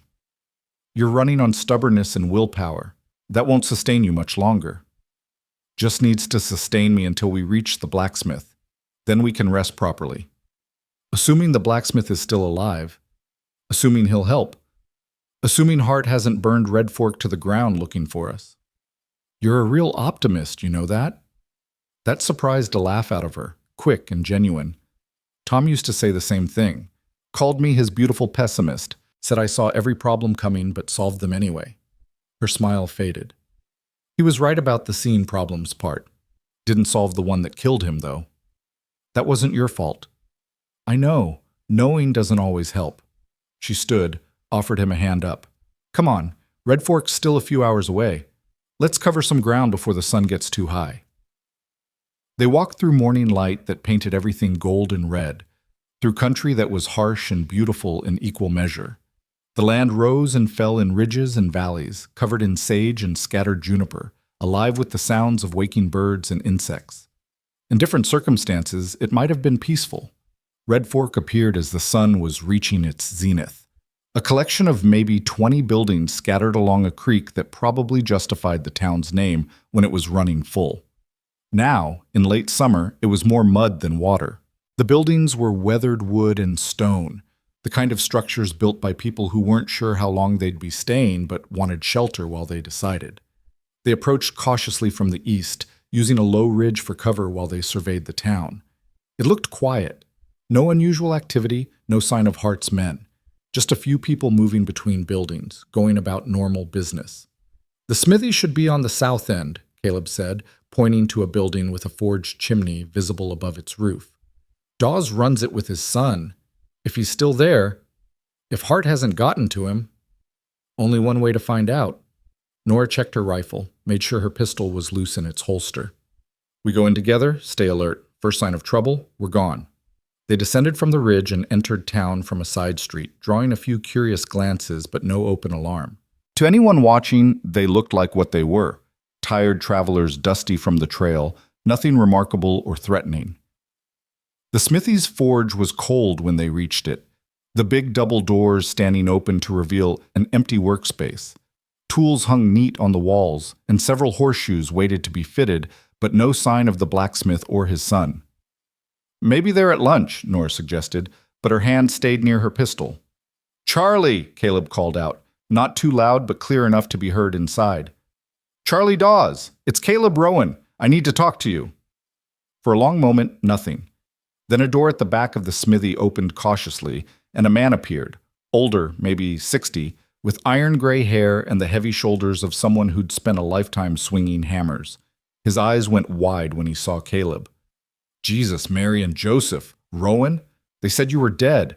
Hart's been telling everyone you tried to rob him and got shot trying to escape. Hart's lying. About that and a lot of other things. Caleb stepped closer, wincing at the movement. Charlie, I need to know. Are you still willing to testify? To tell what you know about the horses he's had you shoe, the brands you've seen altered? Charlie's face went through several emotions. Fear, anger, calculation. You have any idea what you're asking? Hart's been on a rampage since you disappeared. 2 homesteaders found dead, their places burned. He's making examples, showing what happens to people who cross him. All the more reason to stop him, to bring in federal law that can actually hold him accountable. Federal law? Charlie laughed, but there was no humor in it. Son, Hart owns this territory. Federal marshal comes through twice a year if we're lucky. What's he going to do against Hart's private army? He can bring charges, start an investigation. With testimony from you, from other ranch hands, with the evidence I've gathered? What evidence?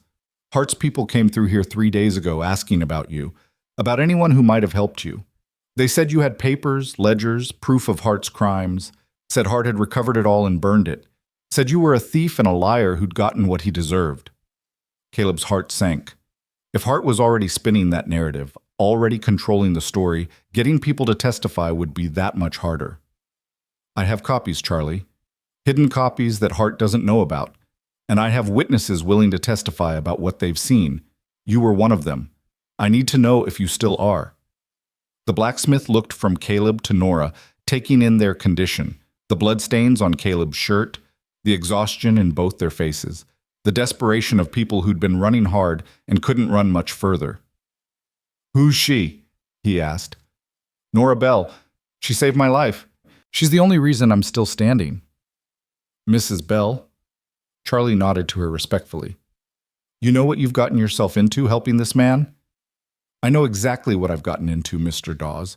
Question is, do you know what you'll become if you let Hart win through fear and intimidation? Something shifted in Charlie's expression at that. A hardening, a decision being made. My son's in the back. He wanted to testify too, wanted to stand up to Hart. I told him it was too dangerous, that we should keep our heads down and survive. He said some things are worth the risk. The blacksmith's jaw tightened. He was right. I'm in. I'll testify to what I've seen, what I've done under Hart's orders. But Rowan, you need to understand, testifying means painting a target on my family. You better make damn sure it counts for something. Relief flooded through Caleb so intense it left him dizzy. It will. I promise you it will. Don't promise me. Just get it done. Charlie glanced toward the street, checking for observers. You can't stay here. Hart's men come through regular, and if they see you, he thought for a moment. There's an old line shack about 5 miles northeast, past the Broken Butte. Been abandoned for years, but it's got a roof and walls. You can hole up there, rest. I'll spread word to the other witnesses you're looking for, if they're still alive, if they're still willing. Give me 2 days to make contact, then meet me back here after dark. We'll figure out how to get you all to that federal marshal. 2 days, Caleb agreed. Charlie, thank you. This takes courage. Courage or foolishness? Won't know which until it's over. The blacksmith moved to the forge, started banking coals like he'd been working all along. Go now, before someone notices you here. And Rowan, don't let me down. Don't make this sacrifice meaningless. They left through the back of the smithy, circling around to avoid the main street. As they climbed back toward the ridgeline, Caleb felt the weight of what they'd just done. One witness secured, but at what cost? If things went wrong, Charlie and his son would pay with their lives. You're thinking about the risk you're asking them to take, Nora said quietly as they walked. How did you know? Because I'm thinking about it too, about how many lives we're gambling with for a chance at justice. She paused, looking out over the hard country stretching before them. But here's what I keep coming back to. Hart's already taking lives, already destroying families. He'll keep doing it until someone stops him. At least this way, people are choosing to fight back, choosing to stand for something rather than just surviving in fear. When did you become such an optimist? When I met a stubborn cowboy who wouldn't quit even with a bullet through his side. She smiled at him, tired but genuine. Come on, let's find that line shack before you collapse. Did it, Tom? She murmured. The line shack turned out to be more generous than advertised. 4 walls still standing, most of a roof, and a fireplace that drew reasonably well. Someone had used it recently enough that there was still kindling by the hearth and a stack of firewood outside. They made camp gratefully, and for the first time in days, Caleb let himself truly rest. Nora cleaned and rebandaged his wound, which was healing slowly, but healing nonetheless. They ate a meager meal from their remaining supplies and talked about what came next. 2 more witnesses to find, Caleb said. Sam Porter at Hart's Ranch and Jake Mitchell. He might still be there too, or he might have run. Then we need the copies from the tack room. Getting onto Hart's property is going to be nearly impossible. He'll have it locked down tight. I know, but we'll figure something out. We've gotten this far.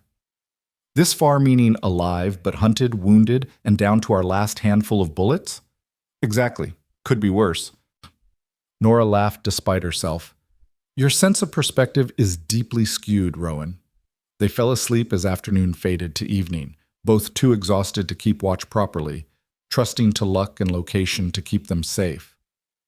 When Caleb woke, it was fully dark outside, and Nora was sitting by the window, silhouetted against starlight. Couldn't sleep? He asked. Slept some. Your turn now. I'll keep watch. But instead of going back to sleep, Caleb joined her at the window. Together they looked out at the vast Wyoming night, at stars that seemed close enough to touch, and darkness that held both danger and possibility. Do you ever think about after? Nora asked quietly. About what happens if we actually survive all this?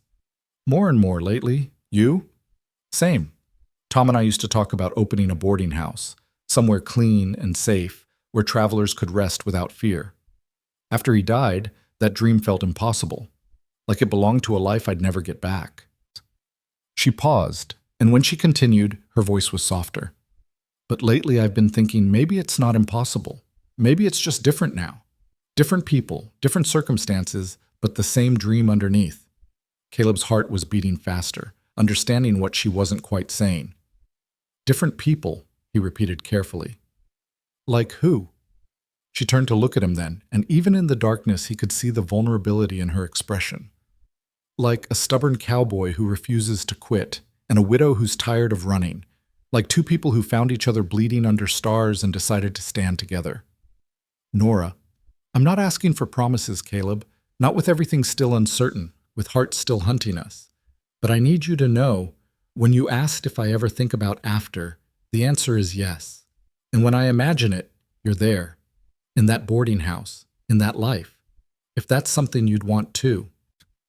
He crossed the small space between them, took her hands in his. It's everything I'd want. You're everything I'd want. I just didn't think I had the right to say it. Didn't think I could ask you to tie your future to mine when mine is still so uncertain. Life is always uncertain. Tom taught me that. You can wait for guarantees and wake up one day to find you've wasted all your time waiting, or you can decide that some people, some connections, are worth the risk. Her fingers tightened on his. You're worth the risk, Caleb Rowan. He kissed her then, gentle and careful, tasting salt and dust and something that might have been tears. When they pulled apart, both were smiling despite everything, despite the danger, despite the pain, despite the impossible odds they still faced. "So we survive this," Caleb said. "We bring Hart down, and then we build something together, something good and clean and worth all this fighting." "Deal," Nora agreed. "But first we have to make it through the next 2 days. Together. Always together." They sat by the window until dawn, keeping watch, but also just being present with each other, savoring this moment of peace before the storm resumed. And when morning came, painting the Badlands in shades of amber and rust, they faced it side by side, ready for whatever came next. The 2 days that followed felt both endless and too short. They stayed at the line shack, venturing out only for water from a nearby spring and to scout for any sign of Hart's men.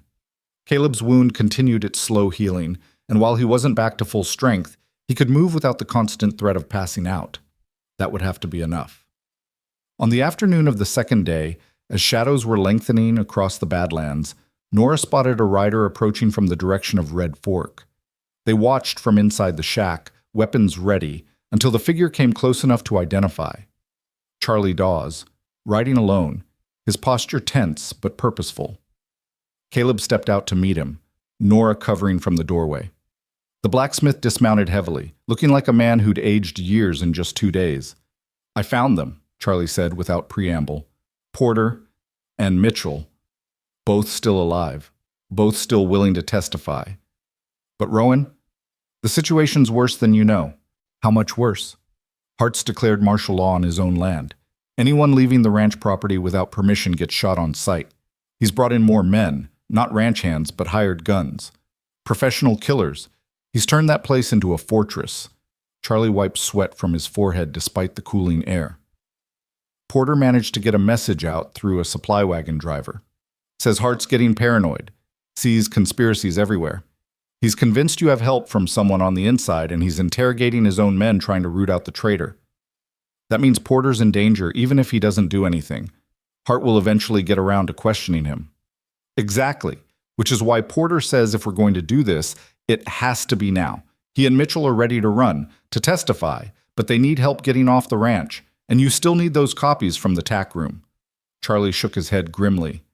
"It's impossible, Rowan. Even if you could get onto the property without being seen, getting 3 people back off. With Hart's security, you'd be dead before you made it halfway." Caleb felt Nora step up beside him, could sense her mind working through the problem the same way his was. Impossible wasn't the same as hopeless. Impossible just meant no one had figured it out yet. "What about the supply wagons?" Nora asked. "You said a driver got Porter's message out. Does that mean they're still allowing deliveries?" "Weekly provisions from town, food, equipment, whatever the ranch needs, but they search everything coming in and out now. 3 grown people couldn't hide in a wagon without being discovered." "What if they weren't hiding in the wagon? What if they were part of the delivery?" Nora looked at Caleb, and he could see an idea forming in her expression. "How many drivers usually make the run?" 2, sometimes 3, depends on how much they're hauling. "And do Hart's men know all the regular drivers by sight?" Charlie caught on to what she was suggesting, his eyes widening. "Some they know, some they don't. The company rotates drivers. But you're not seriously thinking—" "I'm thinking that 2 people who look like they belong might get onto that ranch easier than 2 people sneaking around in the dark. We'd have legitimate reason to be there, legitimate access to the buildings." She turned to Caleb. "The tack room is in the south barn, you said, where they'd unload feed and equipment?" "Adjacent to it. But Nora, if something goes wrong, if they recognize me, then we make sure they don't recognize you. Change your appearance, keep your head down, act like you belong there." Her mind was clearly racing now, working through details and possibilities. "We go in with the supply wagon. While everyone's focused on unloading, you slip away to the tack room, get the copies. Meanwhile, I create a distraction, give Porter and Mitchell a chance to position themselves. When we leave, they hide in the empty wagon, and we're all off the ranch before Hart knows what happened."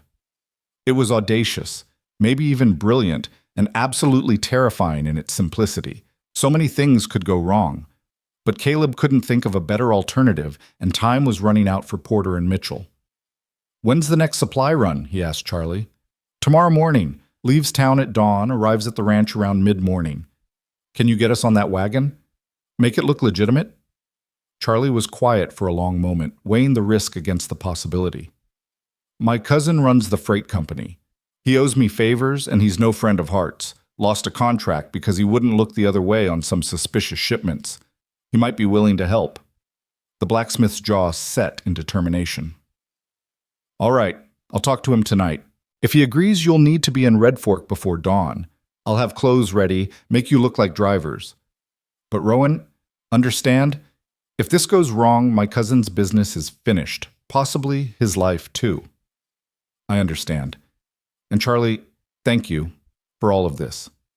Thank me when we're all alive on the other side. Charlie mounted his horse, preparing to leave. Tomorrow, before dawn. Don't be late, and for God's sake, try not to look like yourselves. After the blacksmith left, Caleb and Nora spent the remaining daylight preparing. They went through what little they had, deciding what could be carried hidden on their persons and what would have to be left behind.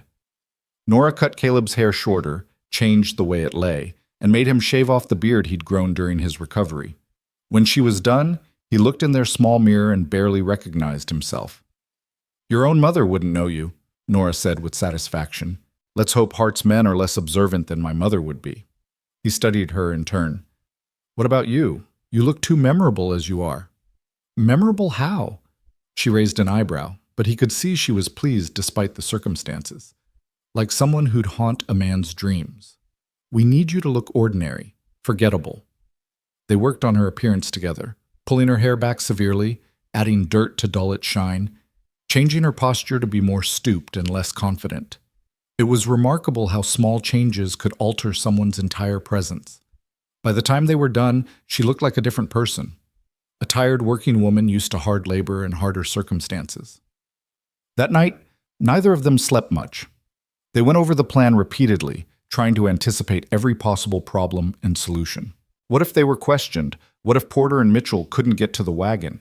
What if the tack room copies had already been found?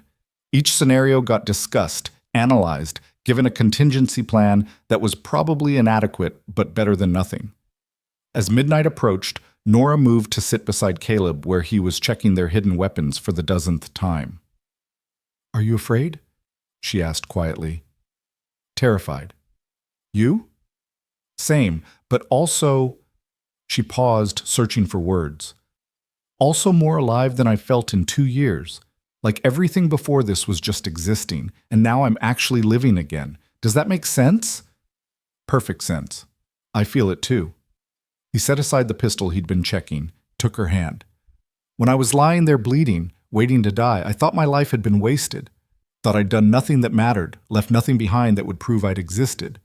But now you're fighting for something that matters. Standing up against evil, helping good people who need it.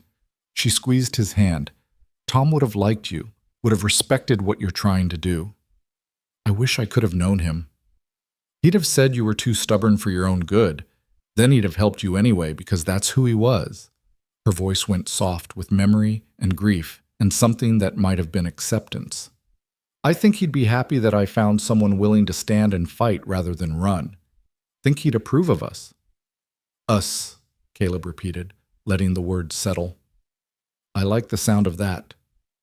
Me too. Let's make sure we survive tomorrow so there can be more of it. They left the line shack in the darkest part of night, making their way toward Red Fork by starlight. The town was sleeping when they arrived, but Charlie was awake and waiting at the smithy.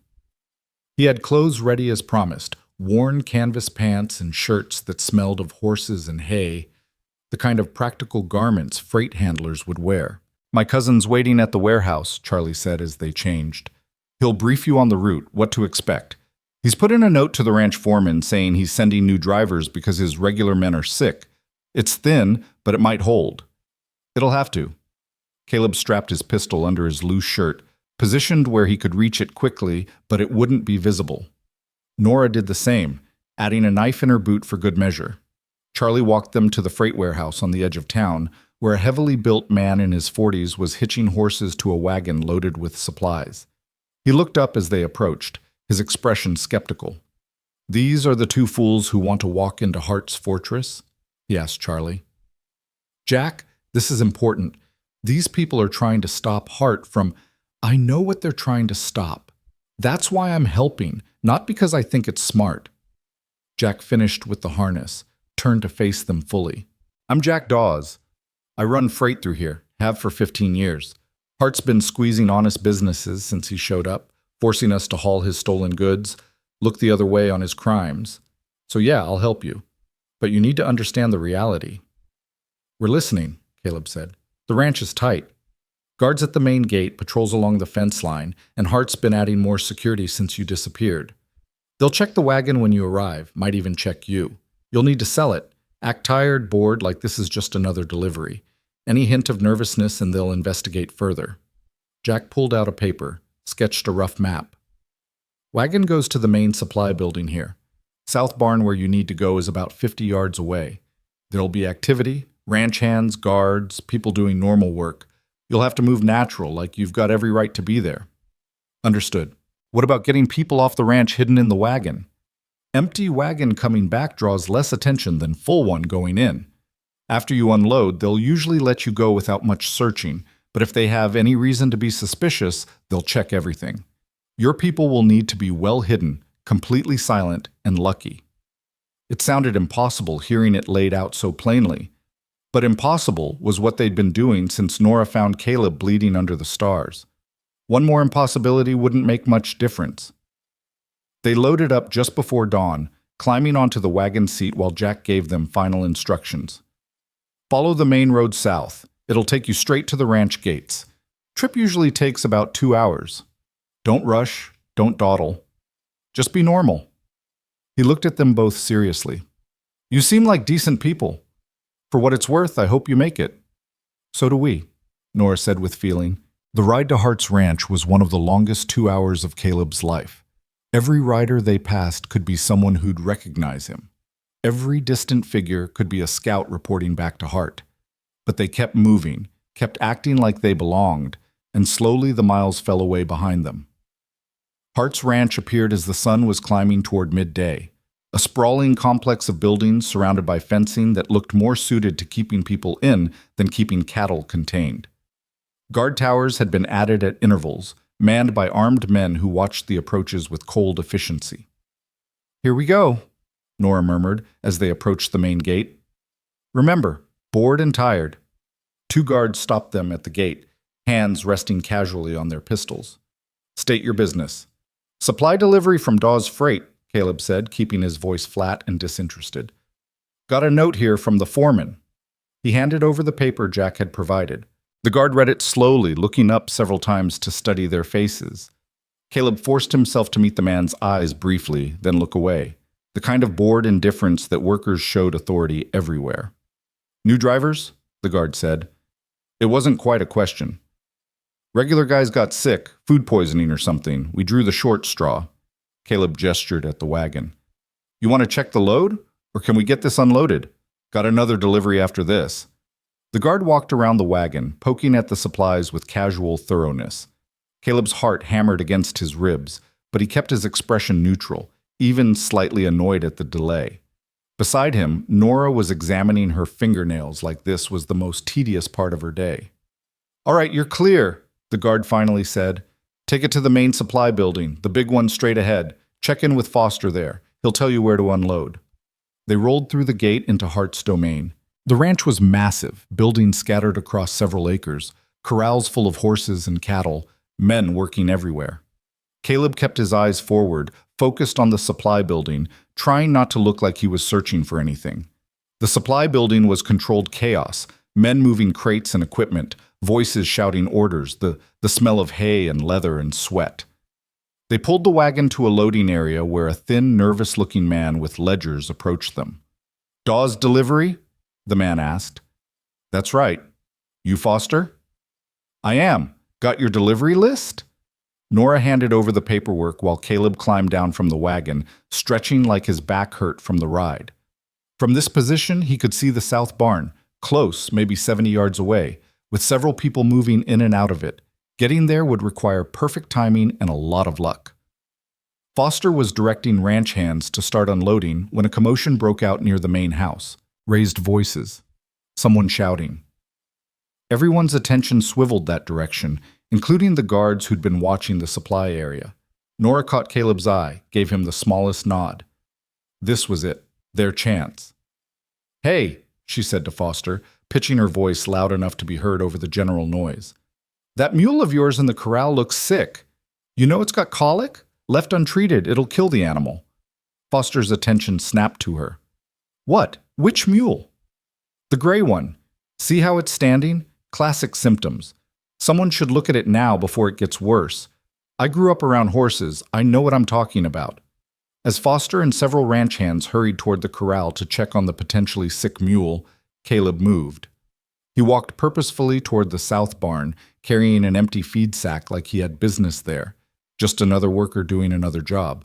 His heart was pounding so hard he could hear it, but his steps stayed steady, casual. The barn was dim after the bright sunlight, smelling of horses and leather and oil. He moved quickly now, counting stalls until he reached the tack room at the far end. The door was unlocked, thank God for small favors, and he slipped inside, closing it behind him. The room was exactly as he remembered it. Saddles hung on the walls, bridles and other equipment organized with military precision. He went to the back wall, to the third board from the left, and pried it loose with fingers that shook slightly despite his best efforts. The papers were there, folded tight and wrapped in oilcloth, exactly where he'd hidden them months ago. Relief flooded through him so intensely he had to lean against the wall for a moment. They'd done it. Against all odds, they'd actually done it. He tucked the papers inside his shirt, replaced the board, and was turning to leave when he heard voices outside the tack room door. "Told you to check every building. Hart wants a full accounting of—" Caleb's blood went cold. He looked around frantically for another exit, but there was only the one door. He was trapped. The door handle turned. In desperation, Caleb grabbed a bridle from the wall, bent over it like he was examining the leather for damage. The door opened and two of Hart's men entered, stopping short when they saw him. "Who the hell are you?" "Freight driver. Foster sent me to grab some tack that needs repair." Caleb held up the bridle, didn't make eye contact. "Said something about the stitching coming loose, wanted it sent out with us when we leave." The men looked at each other, uncertain. "Foster didn't say anything about that." "Take it up with him. I'm just doing what I was told." Caleb moved toward the door, praying they'd let him pass. "You want me to put this back?" "No, just get out of here, and next time don't go wandering around without an escort." "Yes, sir. Sorry, sir." Caleb ducked past them, fighting the urge to run, forcing himself to walk at a normal pace back toward the supply building. His skin crawled with the certainty that any second someone would shout, would recognize him, would raise the alarm, but he made it back to the wagon area without incident. Nora was still talking to Foster about the mule, which apparently actually did have early signs of colic based on the worried conversation Caleb could hear. The unloading was nearly complete, ranch hands hauling the last crates into the supply building. "There you are," Nora said when she saw him, her tone carrying just the right mix of annoyance and relief. "Foster, this is my partner. We should probably get moving. Got that other delivery to make." Of course. Thank you for noticing the mule. Probably saved its life."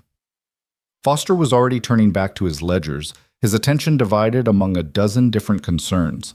They climbed back onto the wagon and Caleb picked up the reins with hands that wanted to shake. They'd gotten the evidence. Now they just needed to get Porter and Mitchell and get out without being caught. "The mule really was sick," Nora murmured as they turned the wagon toward the gate. "Pure luck." "We'll take luck however it comes." Caleb's eyes swept the ranch, looking for any sign of the two men they were supposed to rescue. "Where are they?" "I don't know. Porter was supposed to signal somehow, but I haven't seen—" "Wait."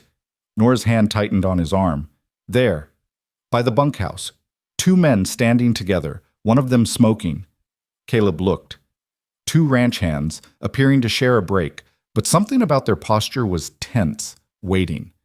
As the wagon approached, one of them, a lean man in his 50s, met Caleb's eyes briefly, gave the smallest nod.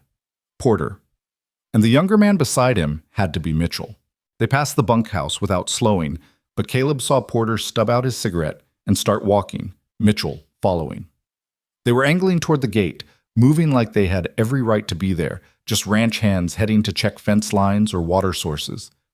The wagon reached the gate, and the same guards from before waved them through with barely a glance. Too easy. It was going too easy. Caleb's instincts screamed warning even as they rolled past the gate and onto the open road. They were 50 yards from the ranch when he heard it, a shout from behind, sharp with alarm. "Those two! Stop them!" Caleb looked back and saw Porter and Mitchell running now, guards giving chase. One of the guards raised a rifle, and Caleb's world slowed to crystalline clarity. "Hold on!" He snapped the reins hard, sending the horses into a gallop. Behind them, gunfire erupted, bullets kicking up dirt on the road. "They're not going to make it," Nora cried. "There's too many guards." Porter went down, clutching his leg. Mitchell skidded to a stop, torn between running and helping his friend. More guards were closing in, shouting for them to surrender. Caleb made a decision born of desperation and rage and stubborn refusal to let more good people die for his cause. He hauled on the reins, turning the wagon in a tight circle that nearly tipped it, sending them thundering back toward the ranch. "Caleb, what are you—" "We don't leave them!" He drew his pistol, fired over the heads of the approaching guards, buying seconds. "Nora, drive!" He shoved the reins into her hands and jumped from the still-moving wagon, hitting the ground in a roll that sent agony through his barely healed side. But he was up and running, firing carefully now, not at the guards but near them, forcing them to take cover. He reached Porter, hauled the older man upright. "Can you walk?" "Got shot in the leg, not the head." "Yes, I can walk." Porter's arm went around Caleb's shoulders, taking some weight off his injured leg. Mitchell was already moving back toward them, providing covering fire with a pistol he'd had hidden. "We need to go now!" The wagon came thundering up beside them, Nora at the reins looking fierce and terrified in equal measure. They practically threw Porter into the back, Mitchell diving in after, and Caleb grabbed the side rail and swung himself up as Nora whipped the horses back into motion. Bullets tore through the air around them. One punched through the wagon's canvas cover. Another shattered part of the wooden side. But the horses were running flat out now, putting distance between them and the ranch. And somehow, impossibly, they were all still alive. "Everyone all right?" Nora called back, her voice tight with adrenaline. "Porter shot but conscious," Mitchell reported. "Rest of us are intact." That was insane. That was the most insane thing I've ever seen. "Welcome to our lives," Caleb said, pressing a hand to his side where he could feel wetness spreading. He'd torn something again in that jump from the wagon. Of course he had. They raced north, pushing the horses as hard as they dared, knowing that Hart's men would be organizing pursuit. But they had a head start, and the territory ahead was rough enough that horses would struggle to move fast. Maybe it would be enough. "Where are we going?" Porter asked through gritted teeth, holding his wounded leg. "Timber Creek," Nora said. "Small mining town about 40 miles northeast. We can rest there, tend to wounds, and figure out how to get all of us to the federal marshal in Cheyenne." "Timber Creek." Porter laughed weakly. "I've heard of it. Rough place, full of criminals and people running from something." "Then we'll fit right in," Caleb said. They rode hard until the horses were lathered and blowing, then slowed to a pace they could maintain. Behind them, no sign yet of pursuit, but it would come. Hart wouldn't let this go.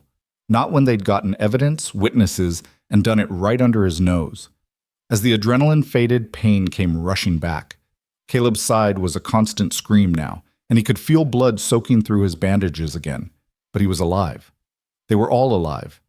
And they had what they needed to bring Hart down. "Let me see that," Nora said when they finally stopped to rest the horses. She climbed into the back of the wagon, her face going tight when she saw how much blood there was. "Caleb Rowan, you're going to be the death of yourself." "But not today." He managed a weak smile. "We did it, Nora. We actually did it. We got the evidence and the witnesses. Now we just have to live long enough to use them." She was already working on his wound, cleaning and repacking it with practiced efficiency. "This is getting infected. You need real medical care, not just my field surgery.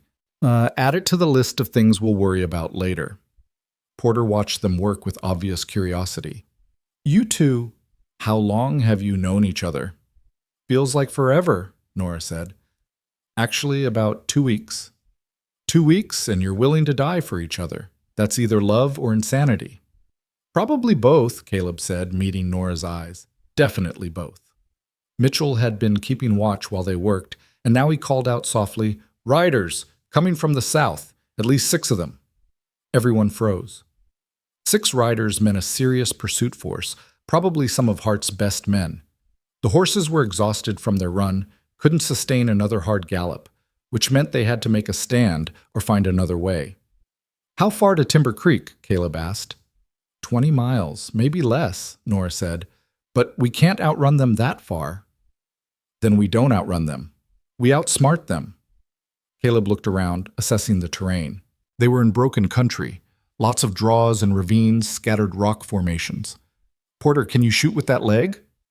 "I can shoot better than I can walk." "Mitchell?" "I'm in. What's the plan?"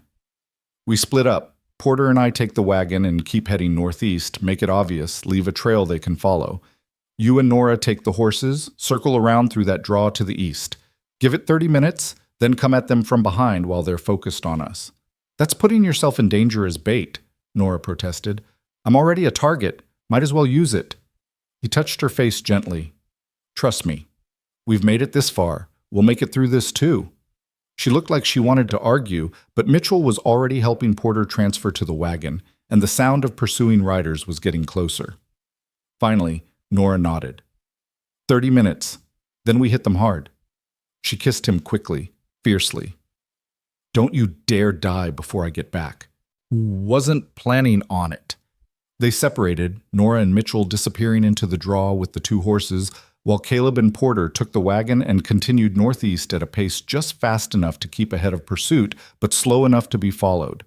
They didn't have to wait long. The 6 riders came into view about 10 minutes later, spreading out as they approached, professional and cautious. These weren't random ranch hands.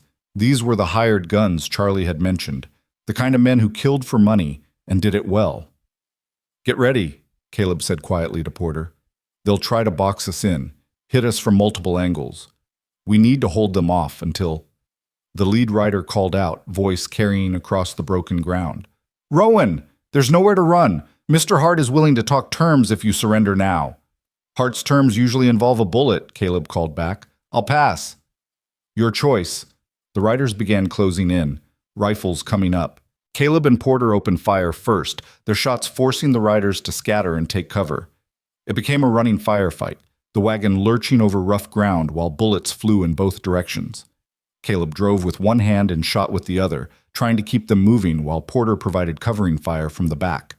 A bullet punched through the wagon seat inches from Caleb's leg. Another grazed Porter's shoulder, drawing blood, but not stopping him. They were outgunned and outnumbered, and it was only a matter of time before a lucky shot ended this. Then, like thunder from clear sky, Nora and Mitchell came charging from the east, firing as they rode. The pursuing riders were caught completely off guard, their attention entirely focused forward. 2 went down immediately. A third wheeled his horse around only to take Mitchell's bullet in the chest. The remaining 3 scattered, trying to regroup, but the momentum had shifted. What had been a hunt became a desperate fight for survival. Caleb brought the wagon around, adding his fire to the chaos, and within minutes it was over. 3 riders dead, 2 wounded and fleeing south, 1 surrendering with his hands raised. In the sudden quiet, Caleb could hear his own heartbeat, could feel the sick aftermath of violence settle over him. This wasn't the first blood he'd spilled, but it never got easier, never stopped feeling like a small piece of his soul being carved away. Nora rode up to the wagon, her face pale but determined. "Everyone alive?" "More or less," Porter said, examining his shoulder wound. "Gonna have matching scars with Rowan here."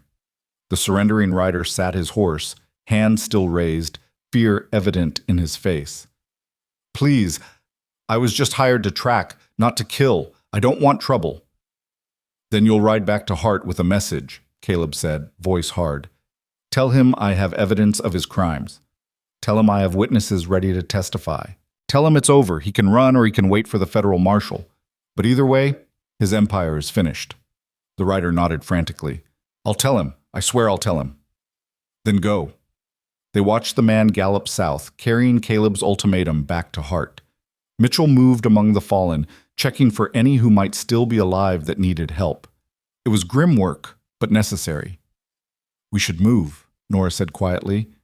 "More could be coming." They continued northeast, pushing through exhaustion and pain, carrying their wounded and their hope. The sun was setting when Timber Creek finally appeared on the horizon, a rough collection of buildings clinging to a mountainside, smoke rising from forges and chimneys, the sound of mining operations echoing through the valleys. It wasn't beautiful. It wasn't welcoming. But it was sanctuary. They rode into town as darkness fell, drawing stares but no challenges. People minded their own business in Timber Creek, had their own troubles without taking on others. They found a boarding house that looked slightly less disreputable than the others, and the owner, a stern-faced woman named Mrs. Kendrick, took one look at them and sighed. "You're running from something." "Yes, ma'am," Caleb admitted, "and we have wounded who need tending. Don't they always?" But she was already organizing, calling for hot water and clean bandages. "I don't want trouble in my house, but I don't turn away people who need help. You can stay. But first sign of violence, first sign you're bringing danger to my other guests, you're out. Understood?" "Understood. Thank you." She showed them to rooms, helped tend to Porter's leg wound and Caleb's reopened side. As she worked, she asked no questions, offered no judgments, just efficient care from someone who'd seen enough of life's cruelty to recognize people who'd been through hell. That night, with their wounds cleaned and bandaged, with food in their bellies for the first time all day, the four of them gathered in one of the rooms to talk through what came next. "The federal marshal makes his rounds through Cheyenne once a month," Porter said. "Should be there in about 2 weeks. Question is, how do we survive 2 weeks with Hart knowing where we are?" "He doesn't know where we are," Mitchell pointed out. "Just that we came north. That's a lot of territory to search. He'll find us eventually. Man like Hart doesn't give up." Porter shifted his injured leg, wincing. "We need a backup plan. Something that ensures this evidence gets to the marshal even if we don't survive to deliver it ourselves." "I can make copies," Nora offered. "Hide them in different locations. That way if something happens to one set, the others still exist. And we need to get our testimony written down. Sworn statements that can stand in court even without us there to give them in person," Caleb added. "There's got to be someone in this town who can witness and notarize legal documents." "There is," Mrs. Kendrick said from the doorway. They all turned, startled, but she just smiled dryly. "I couldn't help overhearing. And yes, there's a man here. Used to be a lawyer back east before he decided civilization wasn't worth the trouble. He'll help you if you ask right." Over the next week, they did exactly that. The former lawyer, a gruff man named Samuel Price, took their statements with exacting care, asking questions, probing for details, building a case that could stand up in any court. Nora made 3 copies of all the documents, hiding them with trusted contacts throughout the town. They fortified their position, bought weapons and ammunition, prepared for the possibility that Hart would find them before they could get to the marshal, but mostly, they waited. And in the waiting, something strange happened. They began to heal. Not just physically, though their wounds gradually closed and strength returned, but in deeper ways. They talked, shared stories, began to imagine futures beyond just survival. Porter spoke of a farm he'd always wanted, a place where he could work land that belonged to him rather than serving some rich man's empire. Mitchell talked about going back to school, maybe becoming a teacher, helping kids learn to read and think for themselves. And Caleb and Nora talked about their boarding house, that dream that had started with her and Tom but had evolved into something new, something that belonged to both of them now. "We'll call it Bell and Rowan," Nora said one evening as they sat on the boarding house porch, watching stars emerge over the mountains. "Has a nice ring to it." "Bell and Rowan," Caleb repeated, trying it out. "I like it. Though technically shouldn't it be Rowan and Bell? Alphabetical order." She swatted his arm. "It's my dream that you're joining. I get first billing." "Fair enough." He pulled her closer, felt her settle against him with comfortable familiarity. "You really think we'll get the chance to build something together?" "I have to believe it. The alternative is thinking all this pain and fighting was for nothing." She looked up at him, and in her eyes he saw the same fragile hope he felt. "We've survived this much. Survived getting shot, getting hunted, getting into impossible situations and finding our way out. If we can do all that, surely we can survive long enough to build a life." "Surely," he agreed, and kissed her temple. Bell and Rowan it is. We'll make it real. The message came on the 8th day. A rider arrived in town asking around for Caleb Rowan, carrying a letter sealed with red wax. Mrs. Kendrick brought it to them with obvious worry. This came for you. The man who delivered it said it was important. Caleb broke the seal with shaking hands, unfolded the paper, and read. As he did, his face went from concerned to shocked to something that might have been hope. What is it? Nora asked. It's from Federal Marshal James Garrett. He says he received word about our situation, about the evidence we've gathered. He's coming here, to Timber Creek, rather than waiting for us to come to Cheyenne. Says he's bringing federal authority to investigate Hart's operation and he wants our testimony. Caleb looked up, hardly daring to believe it. He's coming here, in 3 days. Porter let out a whoop of triumph. Mitchell grinned like he'd just been released from prison, and Nora wrapped Caleb in a hug so tight he could barely breathe. It's almost over, she whispered. Finally, it's almost over. But Caleb knew better than to celebrate too soon. 3 days was a long time. Long enough for Hart to make one final, desperate move. Long enough for everything to still go wrong. We need to be ready, he said quietly. Hart knows that when the marshal arrives, it's over for him. He'll either run or he'll make one last attempt to stop us. Either way, these next 3 days are the most dangerous we'll face. Then we face them the same way we've faced everything else, Nora said firmly. Together, standing our ground, refusing to give up. And so they prepared for the final confrontation, knowing that the next 3 days would determine everything. Would determine if their fight had meaning, if their sacrifices would lead to justice, if they'd live to see that boarding house become reality. 3 days. Just 3 more days to survive. And then finally, they could start living instead of just fighting to stay alive. The 3 days stretched ahead like an eternity compressed into hours. They fortified Mrs. Kendrick's boarding house as best they could without alarming the other guests, positioning themselves so they could watch all approaches, keeping weapons close but hidden, sleeping in shifts so someone was always alert. The whole town seemed to sense the tension, giving them wider berth than usual, and in Timber Creek that was saying something. On the morning of the 2nd day, a boy no more than 12 came running up the main street, breathless and wide-eyed.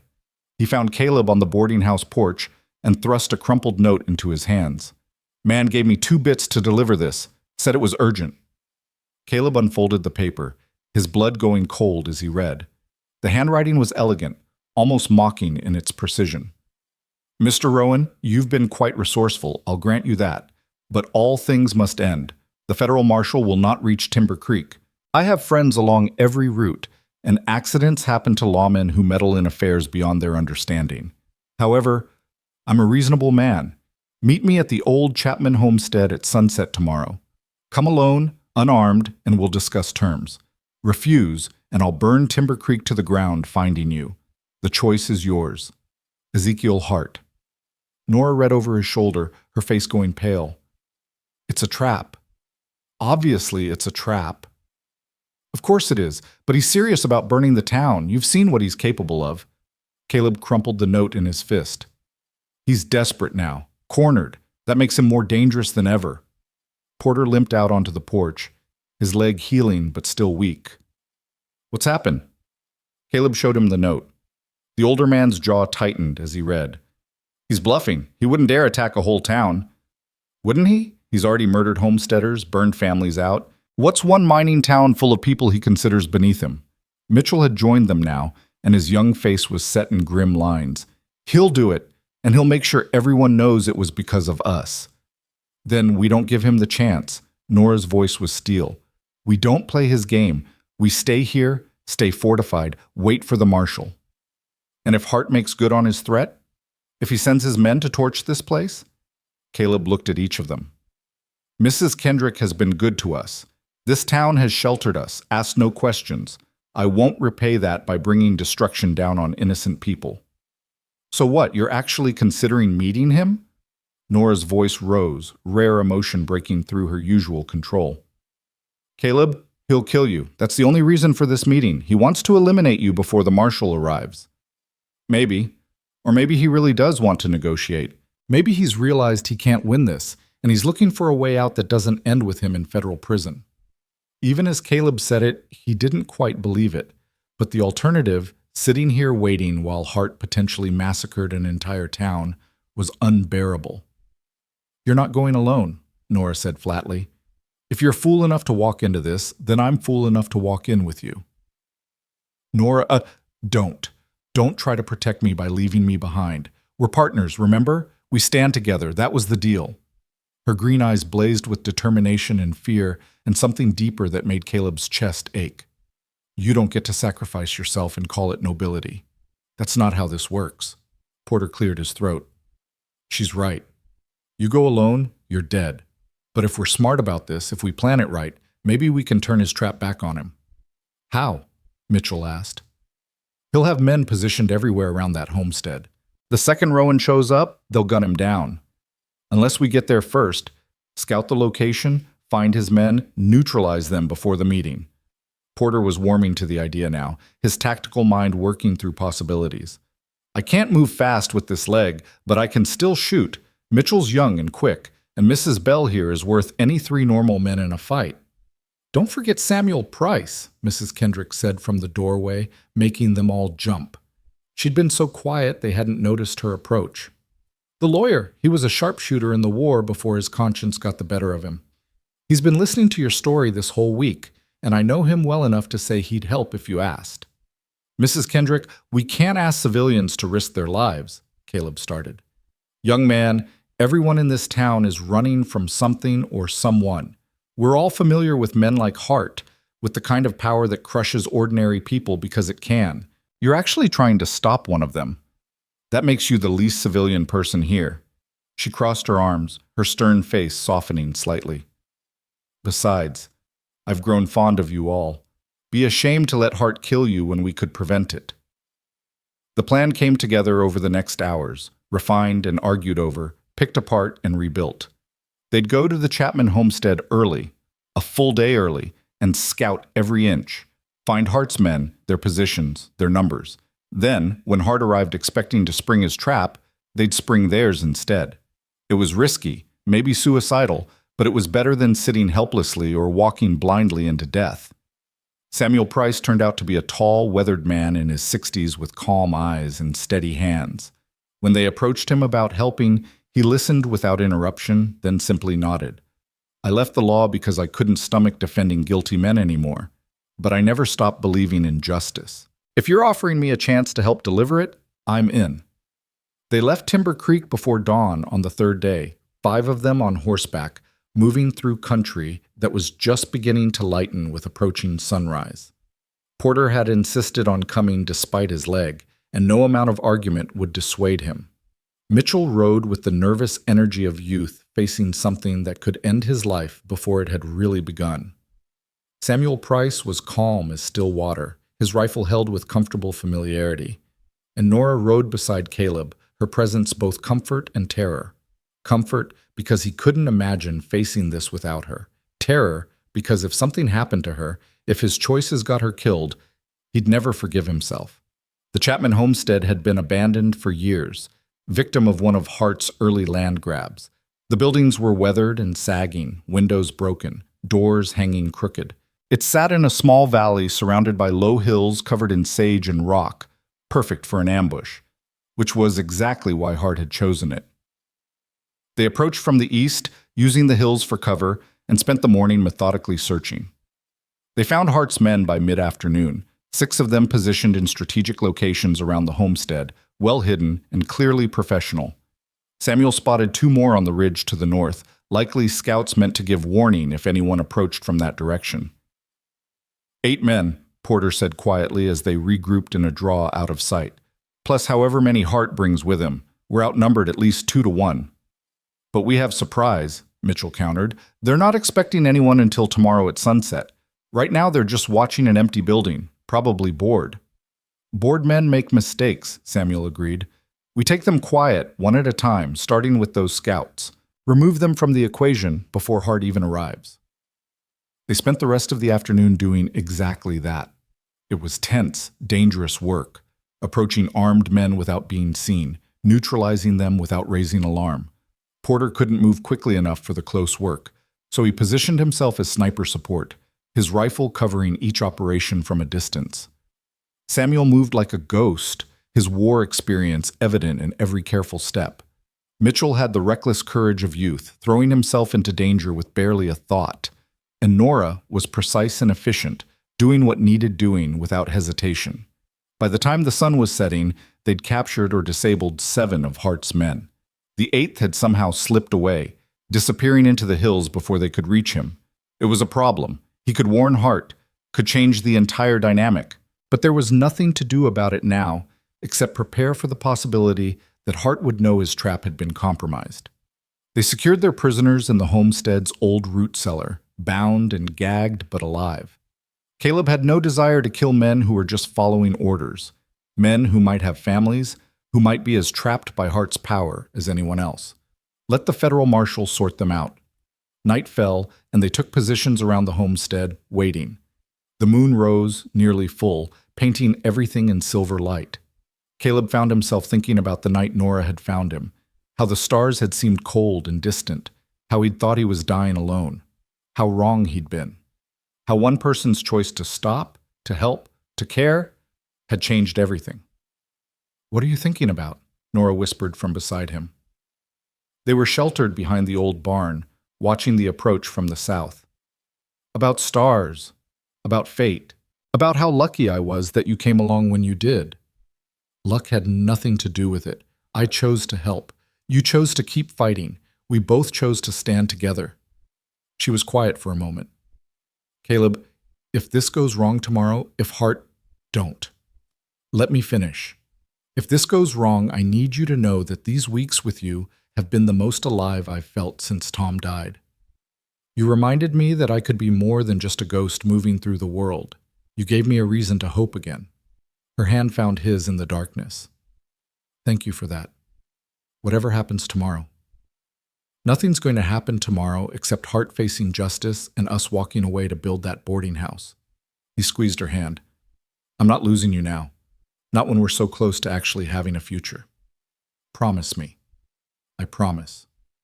They held watch through the night, trading off with the others, keeping alert for any sign of Hart's approach. Dawn came gray and cold, with low clouds promising rain. By mid-morning, those clouds had made good on their promise, a steady drizzle that made everything miserable but also provided cover, reducing visibility. Hart arrived just after noon, earlier than expected. They heard his approach, horses moving at a trot, men talking in low voices. Caleb risked a look from the barn window and counted at least 12 riders, all armed, Hart in the center looking calm and confident despite the rain. The cattle baron called out when they were about 50 yards from the homestead. "Rowan, I'm here as promised. Show yourself." Caleb stepped out from the barn, rifle in hand but held casually, non-threatening. Behind him, hidden from Hart's view, his companions waited with weapons ready. "I'm here. But you said come alone and unarmed. You brought an army." Hart laughed, the sound carrying clearly in the wet air. "Surely you didn't expect me to be foolish enough to come alone? I'm a practical man, Rowan. I take precautions." He walked his horse closer, his men fanning out behind him. "Where are my men? The ones I positioned around this property?" "Indisposed. They're alive, but they won't be helping you today." For the first time, Hart's confidence flickered. His eyes swept the area, taking in the implications. "You've been busy. Impressive. Almost makes me wish I'd hired you instead of trying to kill you." He dismounted, his movements casual, but Caleb could see the tension in his shoulders. "So what now? We have our meeting in the rain like civilized men? Or do we skip to the part where you try to shoot me?" "I don't want to shoot you. I want to see you face trial for what you've done. Murder, theft, intimidation, conspiracy. The federal marshal arrives tomorrow. You can surrender now, or you can run. Those are your options." "You're assuming the marshal will arrive, assuming I haven't already taken steps to prevent that." Hart's smile was cold. "I have friends, Rowan, powerful friends. Federal authority doesn't extend as far as you think." "Maybe. But we have evidence, sworn testimony from multiple witnesses, documentation of your crimes. Even if you somehow stopped this marshal, another would come. And another. You can't bribe or kill them all." "Can't I?" Hart's hand moved toward his coat, and suddenly the rain-soaked air crackled with tension. Caleb's rifle came up. Hart's men drew their weapons, and for a heartbeat, the whole world balanced on the edge of violence. Then a voice cut through the tension, strong and carrying undeniable authority. "Everyone hold! Federal Marshal James Garrett, lower your weapons!" Riders emerged from the hills to the west, 6 of them, led by a man wearing a marshal's star on his coat. They moved with military precision, rifles trained on Hart's men, positions strategic and commanding. The marshal himself was in his 40s, square-jawed and solid, with eyes that had seen enough of humanity's darkness to not be impressed by one cattle baron's bravado. "Marshal Garrett," Hart said smoothly, his hand moving away from his coat. "What a pleasant surprise. I wasn't expecting you until tomorrow." "I'll bet you weren't. I received word of a threat against my life, of plans to prevent me reaching Timber Creek, decided to arrive early and by an alternate route. Seems that was wise." Garrett's gaze swept across the scene, taking in Hart's armed men, the compromised ambush site, Caleb standing with rifle ready. "Mr. Rowan, I presume?" "Yes, sir. These are my companions. They've risked their lives to help gather evidence against Hart and his organization." "Evidence I'm very interested in seeing," Garrett gestured to his deputies. "Gentlemen, please disarm Mr. Hart's associates, carefully. No one needs to die today unless they insist on it." What followed was controlled chaos. Hart's men, faced with federal authority and outmaneuvered, surrendered their weapons with varying degrees of grace. Hart himself stood perfectly still, his face a mask that couldn't quite hide the rage and fear beneath. "You're making a mistake, Marshal," he said quietly. "I have connections, lawyers, resources. You'll never make charges stick." "We'll see." Garrett turned to Caleb. "The evidence?" Caleb produced the copied documents from inside his coat, protected from the rain by oilcloth wrapping. Ledgers showing altered brands, forged deeds, and financial transactions proving systematic theft and fraud. Sworn statements from witnesses including former employees willing to testify to murder, arson, and intimidation. And names, dates, locations, everything you'll need to build a case. The marshal examined the documents briefly, his expression growing grimmer with each page. "This is extensive, thorough. If even half of this holds up, Hart's going to prison for a very long time." He looked at Hart with something like disappointment. "You could have been something better than this. You had resources, intelligence, opportunity. You could have built an empire legitimately, but you chose cruelty and theft instead. What a waste." "Save your judgment for someone who cares," Hart spat. "I built what I have through strength and will, through taking what weaker men couldn't hold. That's not crime, that's nature." "No, that's crime, and nature is about to lock you in a federal prison." Garrett nodded to his deputies. "Take him. We'll hold trial in Cheyenne, but I've seen enough here to place him under arrest." As the deputies moved to restrain Hart, the cattle baron's mask finally cracked. "You haven't won. You've just made yourself targets. I have people, connections that reach farther than you can imagine. They'll come for all of you. Then they'll face the same justice you are." Caleb's voice was steady, final. "Your empire is over, Hart. Accept it." They took him away, still shouting threats, his voice fading as the deputies led him toward their horses. His men followed, disarmed and defeated, the fight gone out of them with their leader's capture. In less than an hour, the threat that had dominated Caleb's life for months, that had nearly killed him, that had forced him and Nora to run and fight and bleed, was simply over. Marshal Garrett turned to Caleb and extended his hand. "You did good work here. Dangerous work, but good. These documents will help us dismantle Hart's entire operation. There will be more arrests, more trials, but the heart of it, that's finished today." Caleb shook his hand, feeling the weight of weeks lifting from his shoulders. "Thank you for coming, for believing us. I'd like to say I came purely out of duty, but truth is, I've been hearing rumors about Hart for years. Could never get enough evidence to move against him. You handed me everything I needed on a silver platter." He glanced at Nora, Porter, Mitchell, and Samuel, who'd emerged from their positions. "You all should be proud. You stood against power when most people would have run. That takes real courage." "We did what needed doing," Nora said simply. "Nothing more." "If everyone did what needed doing, I'd be out of a job." Garrett smiled briefly. "You'll need to come to Cheyenne in about a month. Give your formal testimony. But for now, go home." Rest. Live your lives without looking over your shoulders. Home. The word echoed in Caleb's mind. He'd been running for so long he'd almost forgotten what home meant. But looking at Nora, seeing her smile for the first time in days without fear shadowing it, he realized home wasn't a place. It was wherever they decided to build it together. The rain had stopped by the time they returned to Timber Creek. The clouds were breaking up, letting through shafts of golden afternoon light that made everything shimmer like the world was being washed clean. The whole town seemed to know what had happened. News traveled fast in close communities, and people emerged from buildings to watch them ride in, not cheering exactly, but nodding with respect and something like approval. Mrs. Kendrick met them at the boarding house with hot coffee and fresh bread, asking no questions but clearly pleased to see them all alive. Samuel Price disappeared back to his small office, accepting their thanks with characteristic quiet grace. Porter and Mitchell stayed for the coffee, both looking exhausted but profoundly relieved. "So what now?" Mitchell asked. "Hart's arrested. His organization is collapsing. Where does that leave us?" "Free," Porter said. "For the first time in years, actually free to make our own choices without fear." He looked at Caleb. "I meant what I said about that farm. Small place, maybe just enough land for vegetables and a few chickens, somewhere I can work for myself. Think I've earned that." "You've earned it 100 times over." Caleb felt genuine warmth toward this man who'd risked everything to help expose Hart's crimes. "What about you, Mitchell?" "School, education. Like I said before." The young man's face held determination. "I want to teach. Help kids understand that they don't have to accept the world as it is, that they can fight for better. You taught me that, Rowan. You and Mrs. Bell. You taught yourself.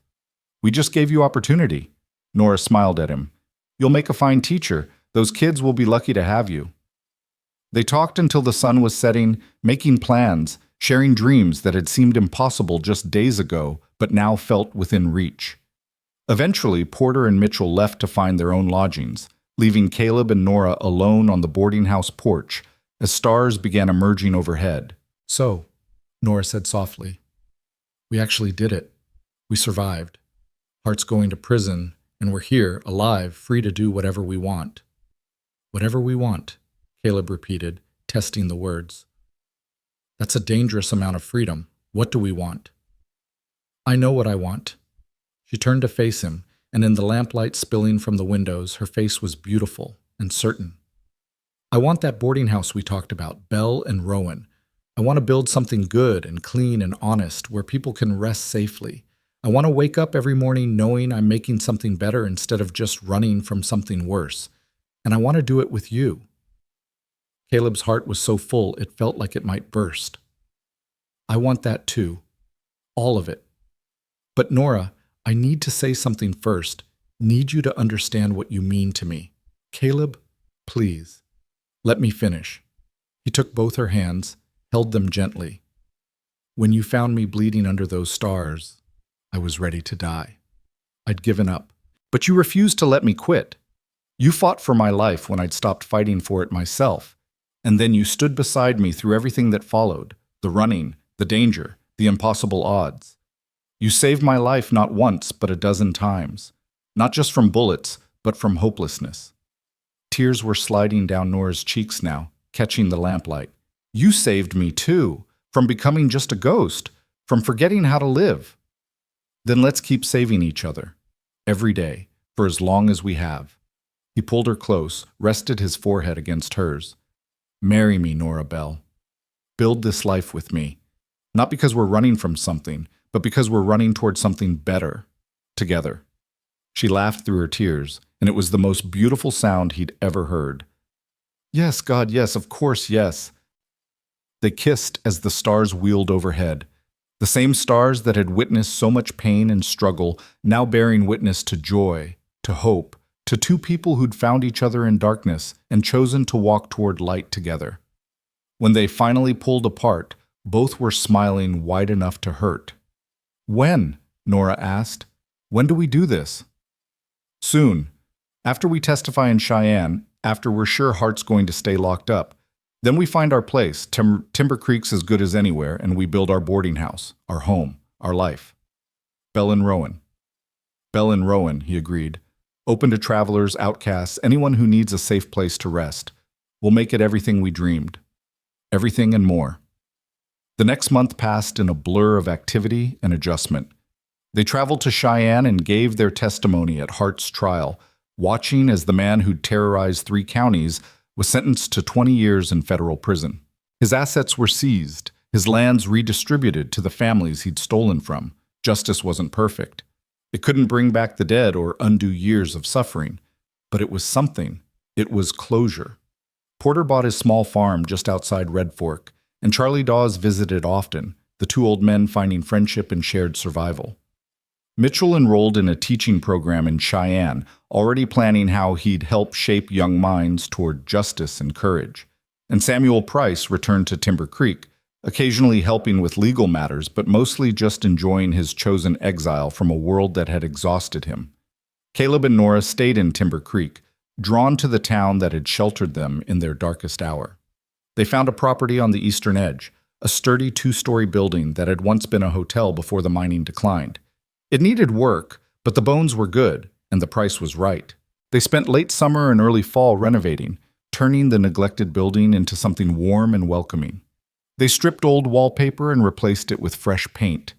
They fixed sagging floors and broken windows. They bought beds and linens, tables and chairs, everything needed to make guests comfortable. Mrs. Kendrick helped with advice and sometimes with her own hands, claiming she had nothing better to do and enjoying the company. On a crisp October morning, they held a small ceremony in the meadow behind the building. Porter came from his farm. Mitchell traveled from Cheyenne. Charlie Dawes stood up as witness. Samuel Price officiated. His rusty legal authority pressed into service one more time. And Mrs. Kendrick watched with the satisfaction of someone who'd known all along how this story would end. Nora wore a simple dress the color of Wyoming sky, with wildflowers in her hair. Caleb wore new clothes that actually fit, feeling strangely formal and more nervous than he'd been facing Hart's guns. When Samuel asked if they took each other, to have and to hold through whatever came, they both said yes with voices that didn't waver. "I now pronounce you husband and wife," Samuel said with just a hint of his old lawyerly ceremony. "You may kiss your bride." And Caleb did, holding Nora close while their small gathered family applauded and whistled. When they broke apart, both were grinning like fools, and neither cared who saw it. They opened Bell and Rowan's doors the first week of November, hanging a sign that Caleb had carved himself. Simple but elegant, the 2 names side by side. Their first guest was a traveling salesman who needed a place to rest, who paid in advance and thanked them profusely for clean sheets and good food. Their second was a widow with 3 children, running from an abusive situation, who had no money but needed safety. They took her in anyway, gave her work in exchange for room and board, helped her start building a new life. Word spread. Bell and Rowan became known as a place where you could find shelter regardless of your circumstances, where the owners asked few questions but provided safety and dignity. They weren't wealthy, probably never would be, but they were building something that mattered. On cold nights, when the work was done and guests were settled, Caleb and Nora would stand on their porch and look up at the stars. The same stars that had witnessed Caleb bleeding out and Nora choosing to stop. The same stars that had watched them run and fight and refuse to give up. The same stars that now bore witness to something gentler, to healing, to building, to love that had been forged in fire and proven strong enough to last. "Do you ever think about that night?" Nora asked one such evening, her breath misting in the cold air. "When you were dying and I found you?" "Every day. It's when my life started, really. Everything before was just preparation for meeting you." "That's poetic nonsense, but I'll allow it." She leaned against him, and he wrapped his arms around her, both of them warm despite the cold. "Do you have regrets? About how hard it was? How much we had to go through?" Caleb considered the question seriously. The pain, the fear, the blood. None of it had been pleasant. The wounds he'd taken still ached on cold mornings. The memories of violence still visited him in dreams sometimes. But looking at what they'd built, at the life they were living, At the woman in his arms who'd chosen to stand beside him through everything. "No regrets," he said firmly. "Not a single one. All of it, every terrible, impossible moment, led here, led to us, to this life. I'd go through it all again if it meant ending up here with you." "Good answer." She turned in his arms, kissed him softly. "Because I feel exactly the same way. You gave me back my life, Caleb Rowan. Reminded me what it means to hope, to fight, to believe in something beyond just survival. We gave that to each other. That's what makes it special." They stood together as night deepened and stars multiplied overhead, two people who'd found each other in darkness and built a light that would endure. Inside the boarding house, lamps glowed warm in windows, smoke rose from the chimney, and the sound of quiet conversation and laughter drifted out to where they stood. This was what they'd fought for, not just survival, but life, not just existence, but purpose, not just breathing, but truly living. And they'd done it together, would keep doing it together, for as long as the stars kept turning overhead. In the years that followed, Bell and Rowan became legendary in its small way. People spoke of the couple who ran it, the man who'd nearly died exposing corruption, the woman who'd saved him and stood beside him through everything. They spoke of how travelers always found welcome there, how the desperate always found shelter, how the broken found a place to heal. More buildings went up around the original boarding house as Timber Creek slowly transformed from rough mining town to actual community. A proper school where Mitchell eventually came to teach. A church built by people who believed in second chances. A medical clinic run by a doctor who appreciated Nora's field surgery skills and trained her further. Porter's farm thrived, supplying Bell and Rowan with fresh produce. Charlie Dawes's blacksmith shop became a gathering place for men who'd found honest work after years of being squeezed by Hart's empire. And Samuel Price, in his quiet way, helped write laws that would prevent another Hart from rising to power in Wyoming territory. As for Hart himself, he served his sentence and died in federal prison, his empire scattered to the winds, his name becoming a cautionary tale about the dangers of unchecked greed and cruelty. The land he'd stolen was returned to rightful owners or given to those who'd work it honestly. The fear he'd inspired slowly faded, replaced by something better. Hope that justice could prevail, that ordinary people standing together could overcome even the most powerful corruption. 5 years after that night under the stars, Nora gave birth to a daughter with dark hair and her mother's green eyes. They named her Hope, which made Mrs. Kendrick cry and claim it was too sentimental while secretly being delighted. 2 years later came a son they named Thomas, after Nora's first husband, because she said both her great loves should be honored, and Caleb agreed without hesitation. The children grew up in Bell and Rowan, learning from their parents that home was something you built with your hands and heart, that standing for what's right mattered more than comfort, that love was a choice you made every day.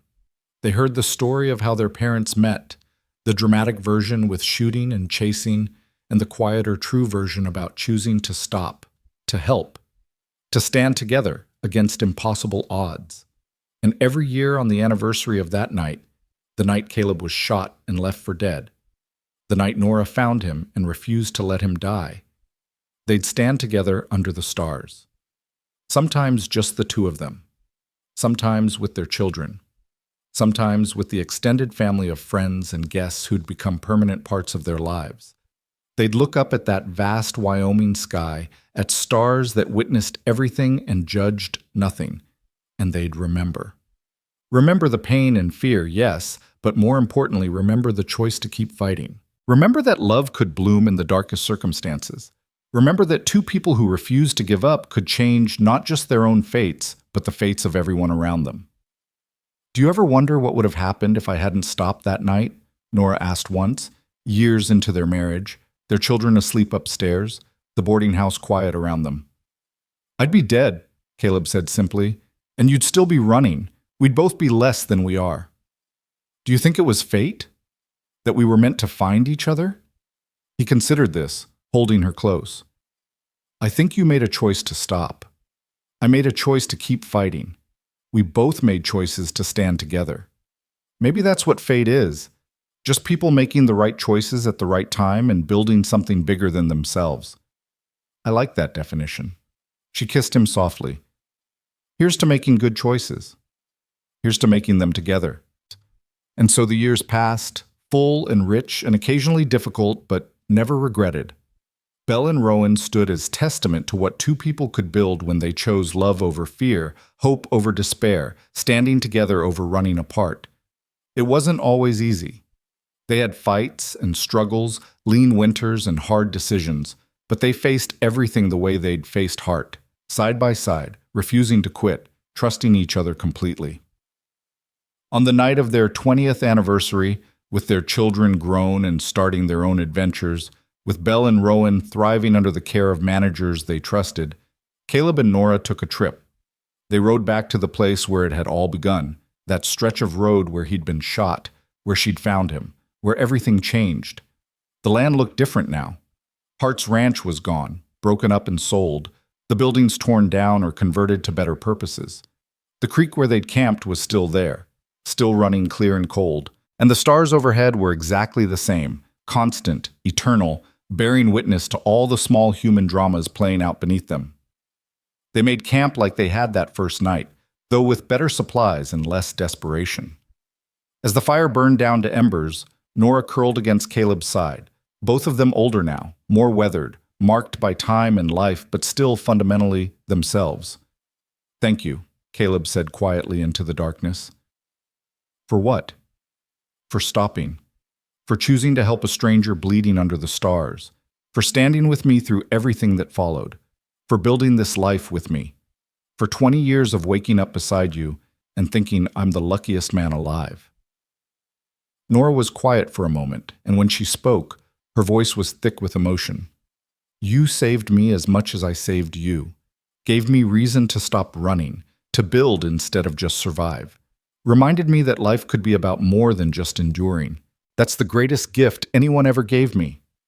They lay together under those same stars that had witnessed their beginning, grateful for the path that had led them here, for every trial that had forged them into who they were, for the simple, profound miracle of having found each other in darkness and built a life full of light. The cowboy had been left bleeding under the stars, yes, but she had found him, and she had stayed. And that choice, that one simple choice to stop and help and stand together, had changed everything, had saved 2 lives, had built a home, had created a family, had proved that love forged in hardship could withstand anything. And in the morning, they'd ride back to Timber Creek, back to Belle and Rowan, back to the life they'd built together from nothing but courage and stubborn refusal to give up, back to proof that sometimes the worst nights lead to the best mornings. Back to the truth that some things are worth fighting for, and the best things are worth fighting for together. The stars wheeled overhead, ancient and indifferent and beautiful. And beneath them, 2 people who'd survived impossible odds and built something beautiful from the wreckage held each other close and slept peacefully, knowing that whatever tomorrow brought, they'd face it the same way they'd faced everything else. Together. Always together. Until the stars themselves burned out and faded, leaving only the light of the life they'd built, a light that would endure long after they were gone, in the children they'd raised, the lives they'd touched, the story they'd lived that would be told and retold around Wyoming campfires for generations to come. The story of the cowboy who was left bleeding under the stars, and the woman who found him and stayed. The story of Belle and Rowan. The story of 2 people who proved that love and courage could overcome anything. The story of how, sometimes, the best things in life come from the worst moments. If you're brave enough to keep fighting, strong enough to stand together, and wise enough to recognize that home isn't where you're from. It's who you're with, and it's what you build together when you refuse to let darkness win. Their story. Complete, perfect, true.